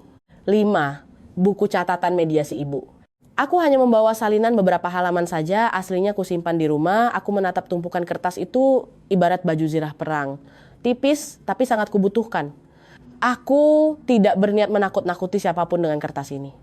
Aku hanya tak ingin omonganku ditepis dengan kata-kata halah, ngomong doang siapa yang percaya. Sore menjelang maghrib, Bu Ningsih mampir lagi ke depan gang. Kali ini ia tak masuk, hanya berdiri di luar pagar berbasa-basi. Ya ampun, mukamu sampai begitu, pasti si Ratna itu emosian banget ya. Ibu ngomong jujur aja nih, Ri, perempuan itu mahalkan harga dirinya. Kalau dibikin panjang, nanti orang makin ngorek-ngorek aib keluargamu. Aku meletakkan sapu lidi, berbalik dan menatap lurus padanya. Aku tak mendebatnya, hanya bertanya satu kalimat dengan nada sangat tenang. Bu Ningsih, ibu bilang rumah saya ini sarang maksiat, apa yang ibu lihat dengan mata kepala ibu sendiri? Bu Ningsih tertegun. Ya kan? Orang-orang pada ngomong gitu. Aku mengangguk, berarti ibu cuma membeo omongan orang. Ibu nggak lihat sendiri kan? Kalau nanti di balai desa ibu ditanya dan ibu jawab katanya orang ibu berani tanda tangan di atas materai, nggak buat mempertanggungjawabkan omongan ibu. Bu Ningsih mematung, mulutnya terbuka sedikit tapi tak ada kata yang keluar. Aku melanjutkan masih dengan nada tenang, Bu, omongan itu bisa menguap tertiup angin, tapi tanda tangan itu bukti mati. Saya nggak mau lagi orang ngehancurin saya pakai mulut. Bu Ningsih mengganti nada suaranya, agak sewot. Kamu ngomong gitu niatnya ngancam ibu ya? Aku menggeleng, saya nggak ngancam, saya cuma mengingatkan omongan emang gratis. Tapi kalau ibu beli omongan itu pakai harga diri saya nggak akan biarkan. Bu Ningsih mendengus lalu berbalik pergi, langkah kakinya lebih cepat dari biasanya. Aku berdiri menatap punggungnya. Tidak ada rasa puas di hatiku, hanya kelegaan. Untuk pertama kalinya, aku bisa membalas omongan orang tanpa harus gemetar ketakutan. Malamnya, Pak Eko mengirim WhatsApp. Besok jam 7 malam mediasi di Balai Desa. Mbak siap-siap ya. Aku membaca pesan itu, jantungku berdegup kencang. Tapi bukan karena takut, melainkan merasa siap tempur. Ibu duduk di tepi dapur, mendengar aku menyebut jadwal mediasi. Ibu terdiam sesaat, lalu bertanya lirih. Kamu udah yakin, Duk? Aku menatap ibu. Bu, Tari nggak butuh belas kasihan mereka. Tari cuma pengen mereka berhenti nginjak harga diri kita. Caranya kita harus berani berdiri tegak. Ibu mengangguk sangat pelan, lalu menjulurkan tangannya menggenggam tanganku. Untuk pertama kalinya setelah berhari-hari, tangan ibu tidak hanya gemetar karena sakit jantungnya, tapi karena ibu akhirnya bersedia berdiri memihak menantunya persis seperti yang kuminta. Pukul 7 malam, Balai Desa terang benderang. Malam-malam bulan puasa udaranya cukup dingin, angin bertiup, masuk lewat jendela kaca yang longgar. Namun di dalam ruangan terasa panas karena dipenuhi warga yang duduk di kursi plastik. Begitu aku masuk, langsung terdengar bisik-bisik seperti ulat makan daun.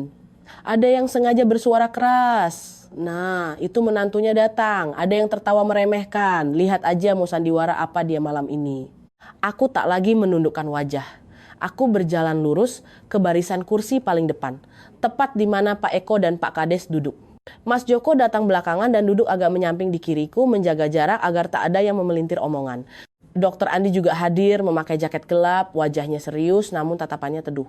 Ibu mertuaku, Bu Marni, melangkah masuk dengan perlahan. Beliau tak menoleh ke kiri dan kanan, hanya meremas tanganku sekilas lalu duduk. Aku bisa merasakan tangannya sedingin es, entah karena angin malam atau rasa takut. Pak Kades berdiri, suaranya menggelegar. Malam ini kita berkumpul untuk mengklarifikasi aduan warga terkait adanya orang asing yang keluar masuk rumah Bu Marni pada malam hari, supaya tidak ada prasangka yang memecah kerukunan warga. Baru saja kalimat itu selesai, terdengar suara tawa sumbang dari beberapa orang. Bu Ningsi duduk di tengah ruangan sambil melipat tangan di dada, wajahnya datar tanpa rasa bersalah seolah ia hadir hanya karena panggilan tugas RT. Pak Eko menyambung ringkas dan kental aura kepolisian. Saya tegaskan di awal semua pernyataan harus ada buktinya. Barang siapa menyebarkan fitnah atau mencemarkan nama baik orang lain akan kami proses sesuai hukum. Kalimat itu sukses membuat ruangan hening sejenak, namun rasa penasaran masih mengintip dari mata warga. Pak Kades menatapku. Mbak Tari, silakan sampaikan. Aku bangkit berdiri, punggungku tegak, tanganku memegang map, suaraku kutahan agar tetap stabil. Bapak Ibu sekalian, saya Tari, menantu Bu Marni. Saya hanya akan menyampaikan 3 hal. Pertama soal kejadian sebenarnya, kedua soal buktinya, dan ketiga tuntutan untuk menghentikan fitnah. Aku meletakkan selembar kertas BAP di atas meja Pak Kades, diikuti salinan pesan ancaman dan sertifikat tim mediasi milik Ibu. Aku tidak curhat melankolis soal tatapan orang, aku langsung memaparkan intinya. Malam saat Linmas dan Pak Polisi merazia rumah saya tidak ditemukan miras, judi, atau tindakan melanggar hukum. Di dapur hanya ada 3 pria, obat-obatan, dan kertas-kertas keluhan. Ini bukti BAP-nya. Aku berhenti sejenak lalu mengangkat kertas bergambar screenshot. Setelah itu, saya menerima pesan ancaman. Saya disuruh membawa ibu saya pergi dari desa ini. Si pengirim bahkan tahu urusan pribadi rumah saya. Ya, saya sudah laporkan hal ini. Balai desa mulai riuh lagi. Kali ini bukan riuh mencemooh, melainkan bisik-bisik kaget. Loh, ternyata ada dalangnya di balik ini. Bu Ningsi langsung berdiri. Suaranya melengking. Alah, SMS ancaman itu dari siapa? Jangan-jangan dia SMS sendiri, nomornya terus cari-cari alasan. Beberapa orang tertawa ikut-ikutan, terbiasa menyudutkan pihak korban. Aku tidak tersipu merah lagi. Aku menatap lurus ke arah Bu Ningsi. Ibu bilang begitu. Ibu punya bukti? Kalau tidak punya, tolong Ibu duduk manis biar saya lanjutkan. Aku mengucapkannya dengan tenang tapi tegas. Di dalam balai desa terdengar dehaman pelan dari beberapa orang. Mungkin ini pertama kalinya mereka melihatku melawan balik. Pak Eko mengetuk pulpennya ke meja. Tolong, kalau bicara pastikan Anda menyaksikan sendiri. Saat itu, Mas Joko berdiri. Bicaranya singkat, tanpa dibumbui drama. Saya Joko, supir material. Saya memang melihat seorang pria mematikan lampu motor dan menuntunnya sembunyi-sembunyi masuk ke pagar Bu Marni. Saya tegur Tari karena saya curiga. Mas Joko menatap sekeliling lalu memungkasi. Saya nggak bilang ada perbuatan asusila.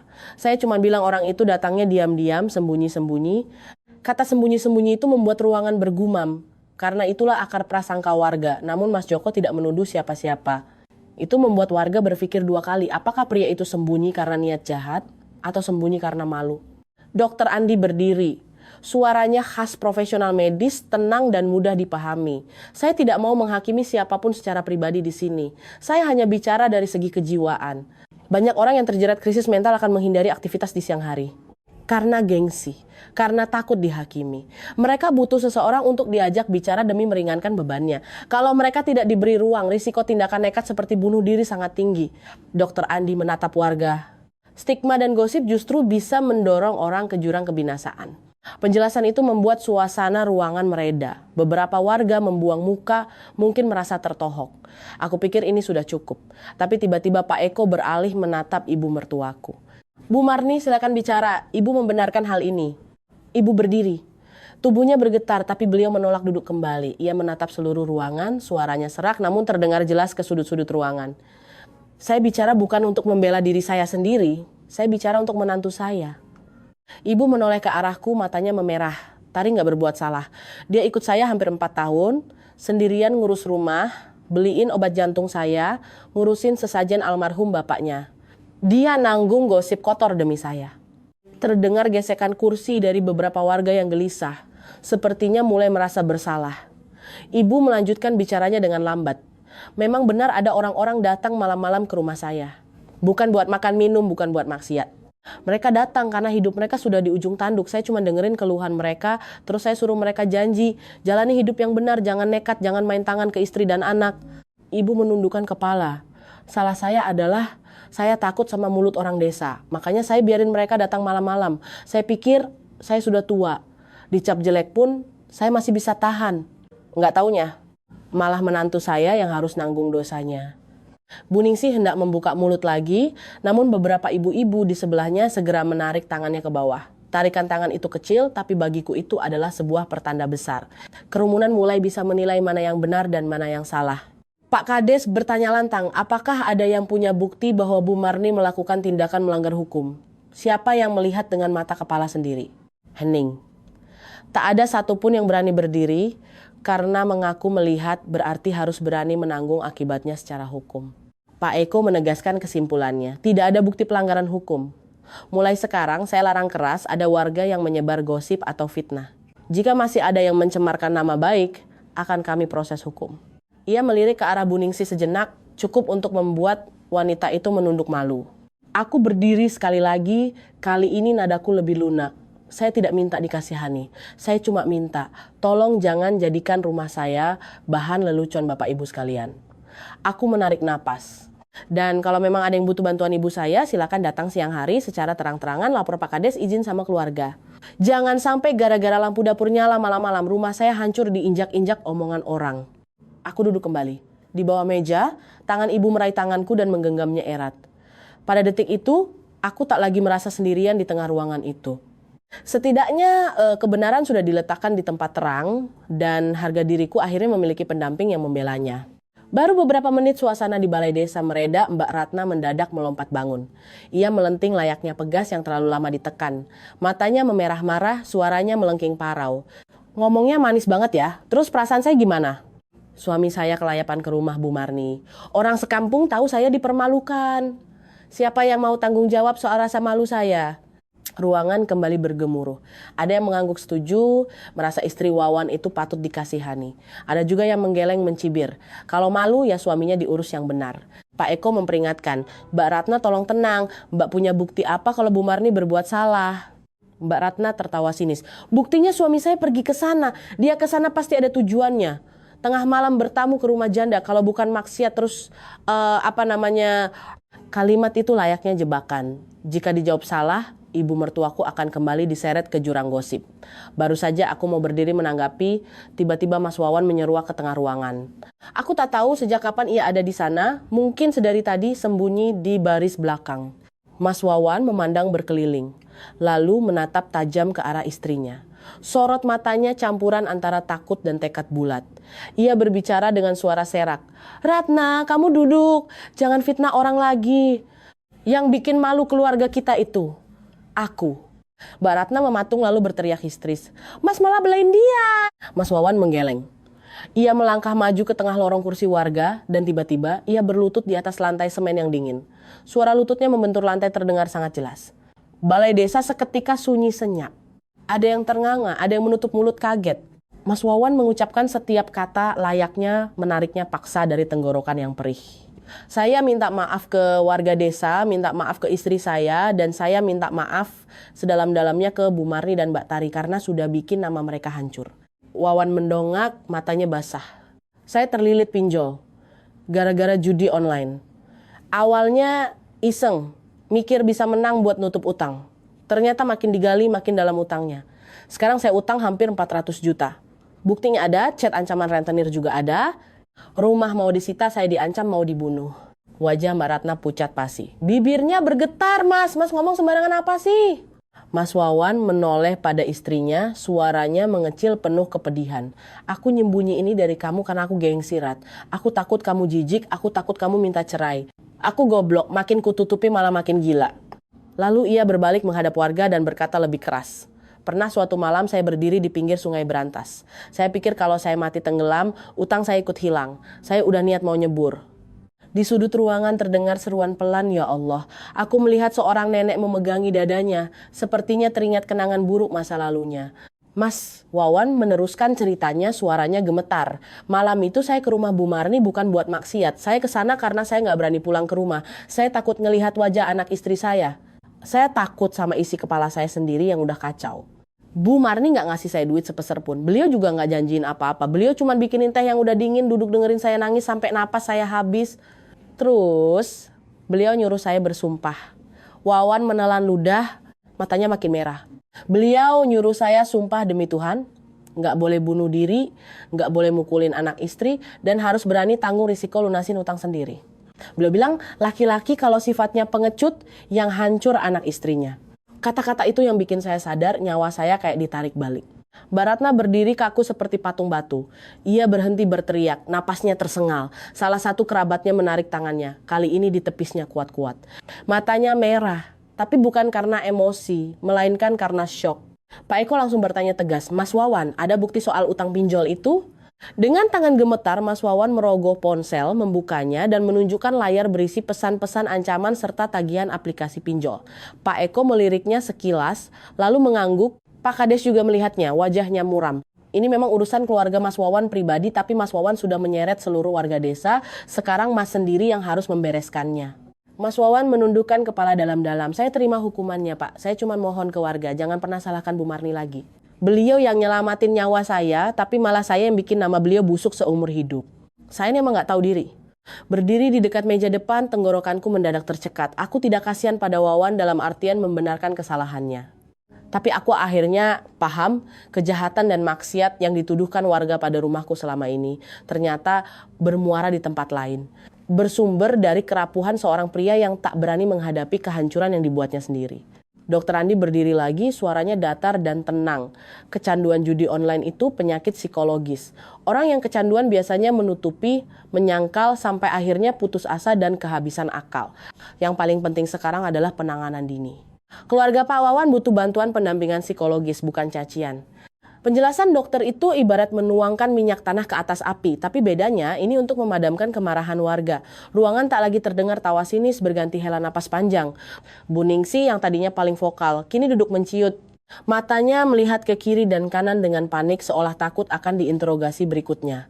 Warga kini memandangnya dengan tatapan sinis. Tatapan yang biasa diberikan pada orang yang menyebar fitnah kelewat batas. Tiba-tiba Mbak Ratna merosot jatuh ke kursinya dan menutup wajahnya dengan kedua tangan. Ia tidak meminta maaf pada siapapun, namun tangisannya yang pecah itu sudah merupakan sebuah pengakuan kalah. Tamparan di pipiku yang terjadi di depan pagar ternyata tak membawa kemenangan baginya, malah membongkar borok kebutaannya sendiri. Pak Eko merangkum segalanya dengan tegas. Masalah ini sudah clear. Tidak ada perbuatan maksiat di rumah Bu Marni. Mulai detik ini, saya perintahkan warga berhenti bergunjing. Kalau masih ada yang nekat menyebar kabar bohong, kami aparat tidak akan segan memprosesnya. Aku melirik ibu. Ibu berdiri jauh lebih tegap dari saat awal datang. Meski bibirnya masih pucat. Ibu tidak terlihat berpuas diri. Beliau hanya menghela napas panjang seolah beban batu bertonton baru saja diangkat dari punggung menantunya. Namun saat warga mulai bubar dari balai desa, aku masih merasakan firasat aneh, seolah urusan ini belum sepenuhnya tuntas. Kenapa? Karena pengirim teror anonim itu belum menampakkan wajahnya. Aku tahu si penebar teror takkan menyerah begitu saja ketika rencananya untuk mengusir mertuaku dan menghancurkan pernikahanku baru saja digagalkan di depan umum. Balai desa perlahan sepi, terdengar decit kursi plastik yang digeser dan langkah sandal yang terseret di lantai semen. Aku tidak tinggal lebih lama untuk mendengarkan warga yang tiba-tiba bersimpati dengan kalimat ya wajarlah. Kasihan juga sih Bu Marni.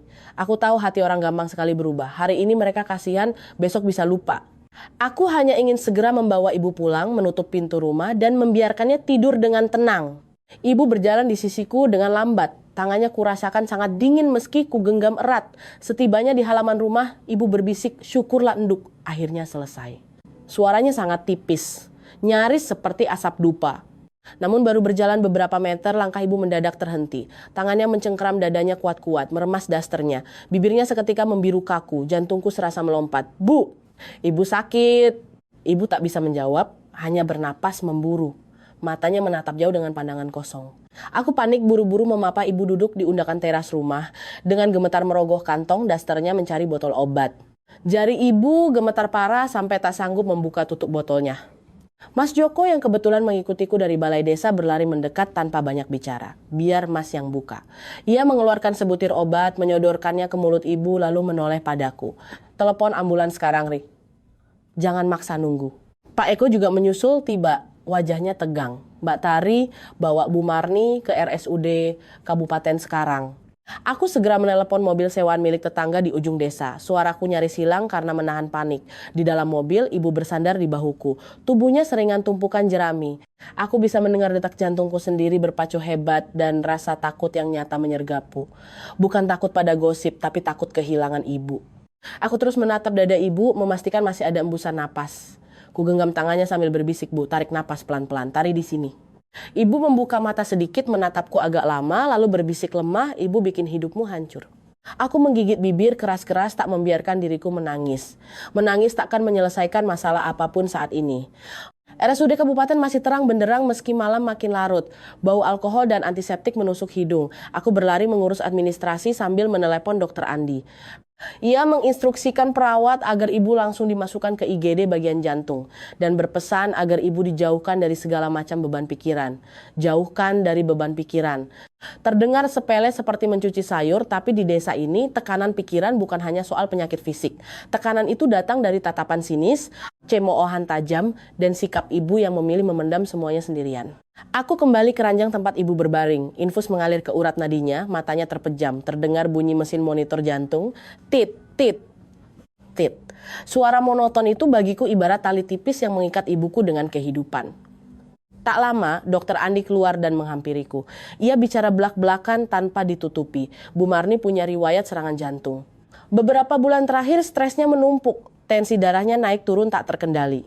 Malam ini beliau kena serangan, angina pectoris, nyeri dada akibat jantung, disusul aritmia ringan. Untung segera dibawa ke sini, ia menatapku tajam. Mbah harus potong sumber stres. Kalau diterus-teruskan, serangan berikutnya saya nggak jamin bisa selamat. Aku terpaku, potong sumber stresnya. Ibu mertuaku, wanita yang seumur hidupnya selalu berusaha menopang kedamaian desa dan tetangganya, kini nyaris mati gara-gara tekanan mental dari desa yang sama, ditambah gosip kejam yang mencekik kami. Di tengah keheningan, ponselku bergetar. Nama Mas Bima muncul di layar. Aku menatapnya sejenak lalu mengangkatnya. Suara di seberang sana terdengar panik. Ibu kenapa, Dek? Untuk pertama kalinya sejak berminggu-minggu lalu, suamiku menanyakan kondisi ibu dulu sebelum menghakimiku. Aku melirik Dokter Andi. Dokter mengangguk memberi isyarat agar loudspeaker dinyalakan. Aku memencet tombol speaker dan meletakkan ponsel di atas kursi plastik. Aku bicara jelas setiap patah kata. Ibu masuk IGD, Mas. Kena serangan jantung. Kata dokter karena stres berat berkepanjangan, ibu nggak boleh dibikin shock lagi. Aku tidak mendramatisasi. Tidak juga menutup-nutupi. Dokter Andi ikut bicara dengan nada profesional. Mas Bima, Anda harus paham kondisi ibu Anda. Beban mental berlebih sangat fatal untuk pasien jantung. Keluarga wajib saling mendukung, bukan saling menyalahkan, apalagi membuat pasien merasa bersalah. Di seberang lautan, Bima terdiam sangat lama. Saking lamanya, aku bisa mendengar suara kresek-kresek sinyal luar negeri, kemudian suaranya terdengar merendah. Ibu, kepikiran masalah di rumah. Aku menatap kosong ke arah lorong rumah sakit. Karena masalah rumah, Mas. Karena omongan kotor tetangga. Aku menghentikan kalimatku sejenak, lalu meneruskannya. Dan juga karena Mas ngirim surat cerai. Mas cuma tanda tangan di Korea sana, tapi aku dan ibu yang dihajar habis-habisan sama warga satu desa. Terdengar helaan napas kasar dari Mas Bima seolah ada yang meninju ulu hatinya. Suaranya tak lagi dingin. Masalah, Dek. Hanya 3 kata itu, tapi aku butuh waktu berminggu-minggu untuk mendengarnya. Mas Bima melanjutkan, Mas emosi. Mas dengar omongan orang, Mas pikir kamu nutup-nutupin aib. Aku tertawa pedih. Apa yang bisa kututupin kalau orang satu desa tahu duluan dibanding suami sendiri? Aku merendahkan suara agar ibu tak terbangun. Mas, omongan yang udah terlanjur diucapkan gak bisa ditarik balik. Surat cerai yang Mas kirim itu. Mungkin Mas gak ngasihin langsung ke tanganku, tapi warga desa ini cepet banget mencium bau keretakan. Mas Bima mengucapkan setiap kata dengan berat, Mas minta maaf. Mas salah. Lalu dia melontarkan pertanyaan yang membuat dadaku ngilu. Kenapa kamu gak jujur dari awal, Dek? Aku menjawab, aku mau bilang, tapi ibu ngelarang. Ibu takut Mas kepikiran terus ninggalin kerjaan di sana. Ibu maunya nanggung dosa itu sendirian, tapi akhirnya limpahannya kena ke aku. Aku berhenti lalu bicara tanpa getar lagi. Kalau Mas pengen tahu jelasnya, Mas pulang aja. Jangan menghakimi istri sendiri pakai gosip tetangga. Mas Bima diam sejenak, lalu berkata tegas, Mas bakal pulang. Aku tidak bersorak girang, tidak juga merasa beban langsung hilang. Aku menatap ibu yang terbaring, diiringi bunyi monitor yang teratur, dan menyadari suatu hal yang getir. Ada kalanya permintaan maaf datang terlambat, tapi tetap harus diterima karena di baliknya masih ada nyawa dan keutuhan keluarga yang harus dipertahankan. Aku mematikan telepon. Dokter Andi menepuk pundakku. Mbak Tari makan dulu sana. Orang sakit kalau keluarganya ikut ambruk, siapa yang bakal ngerawat? Aku mengangguk dan berjalan ke ujung lorong rumah sakit untuk membeli segelas susu hangat. Saat aku kembali, ibu masih memejamkan mata, tapi jari tangannya bergerak-gerak seperti mencari tanganku di alam mimpinya. Aku menggenggam tangannya erat-erat berbisik, Bu, Tari di sini. Kali ini aku mengucapkannya tanpa merasa sendirian. Aku berdiri di batas antara menjaga nama baik dan nyawa keluarga, dan aku telah memilih menyelamatkan nyawa keluargaku lebih dulu.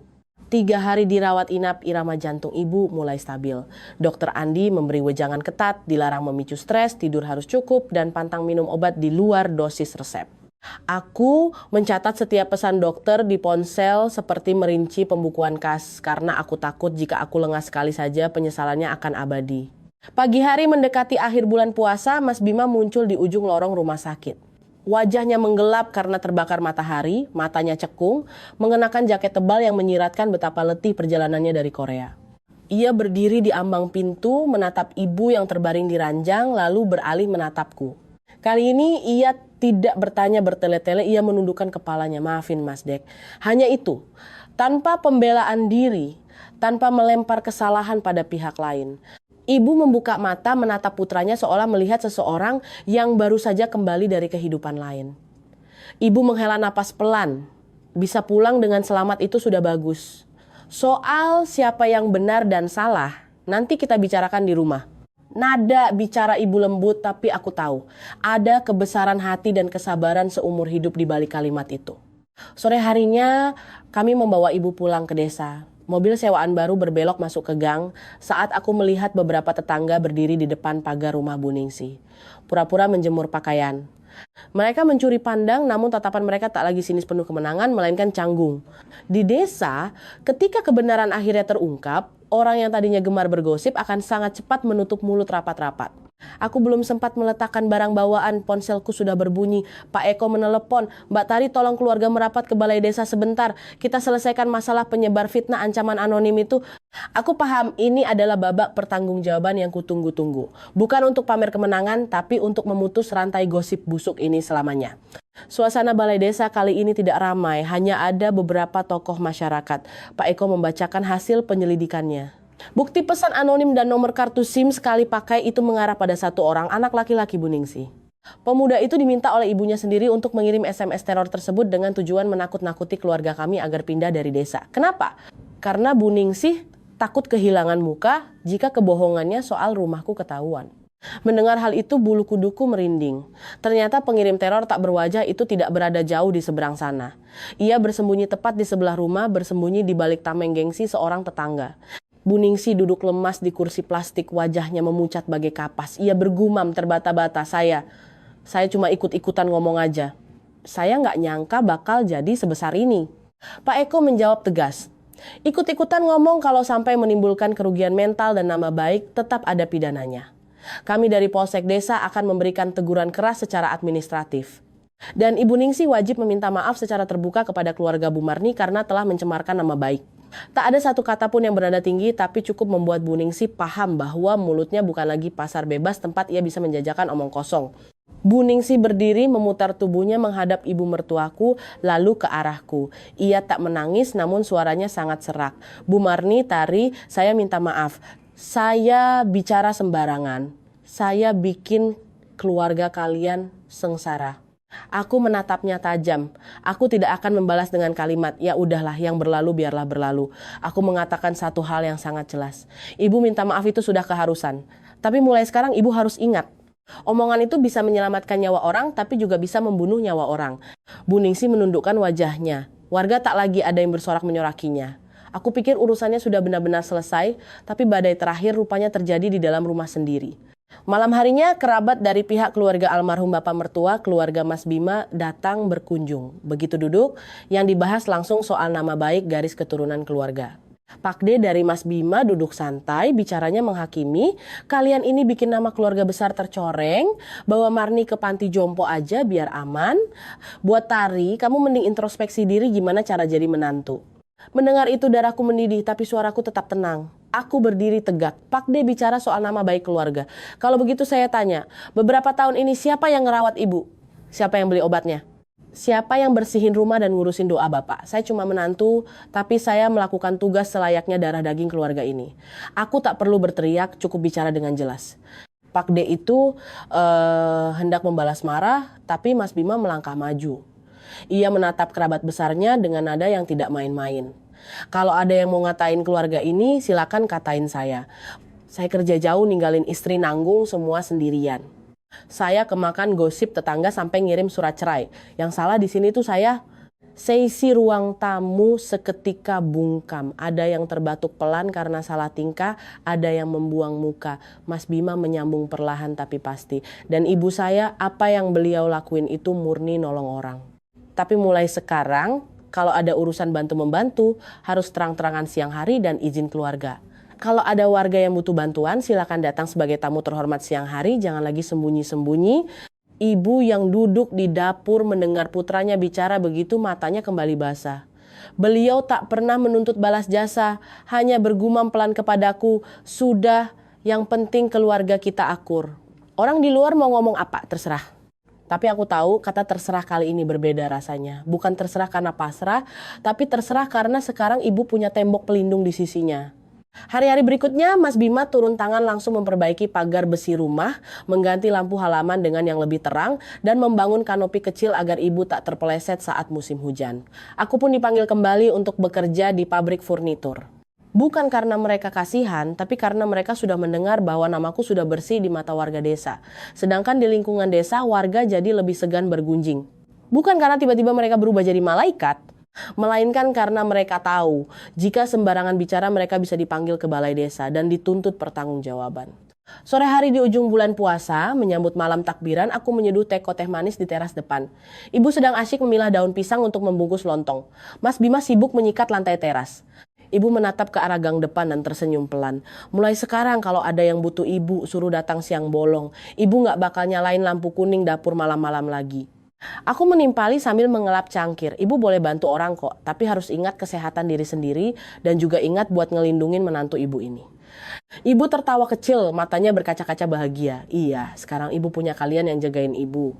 Pelajaran yang bisa kupetik dari badai rumah tanggaku ini adalah dalam hidup bermasyarakat, ada kalanya kita harus bersabar dan diam demi menjaga kerukunan, namun ada kalanya kita tidak boleh diam sama sekali.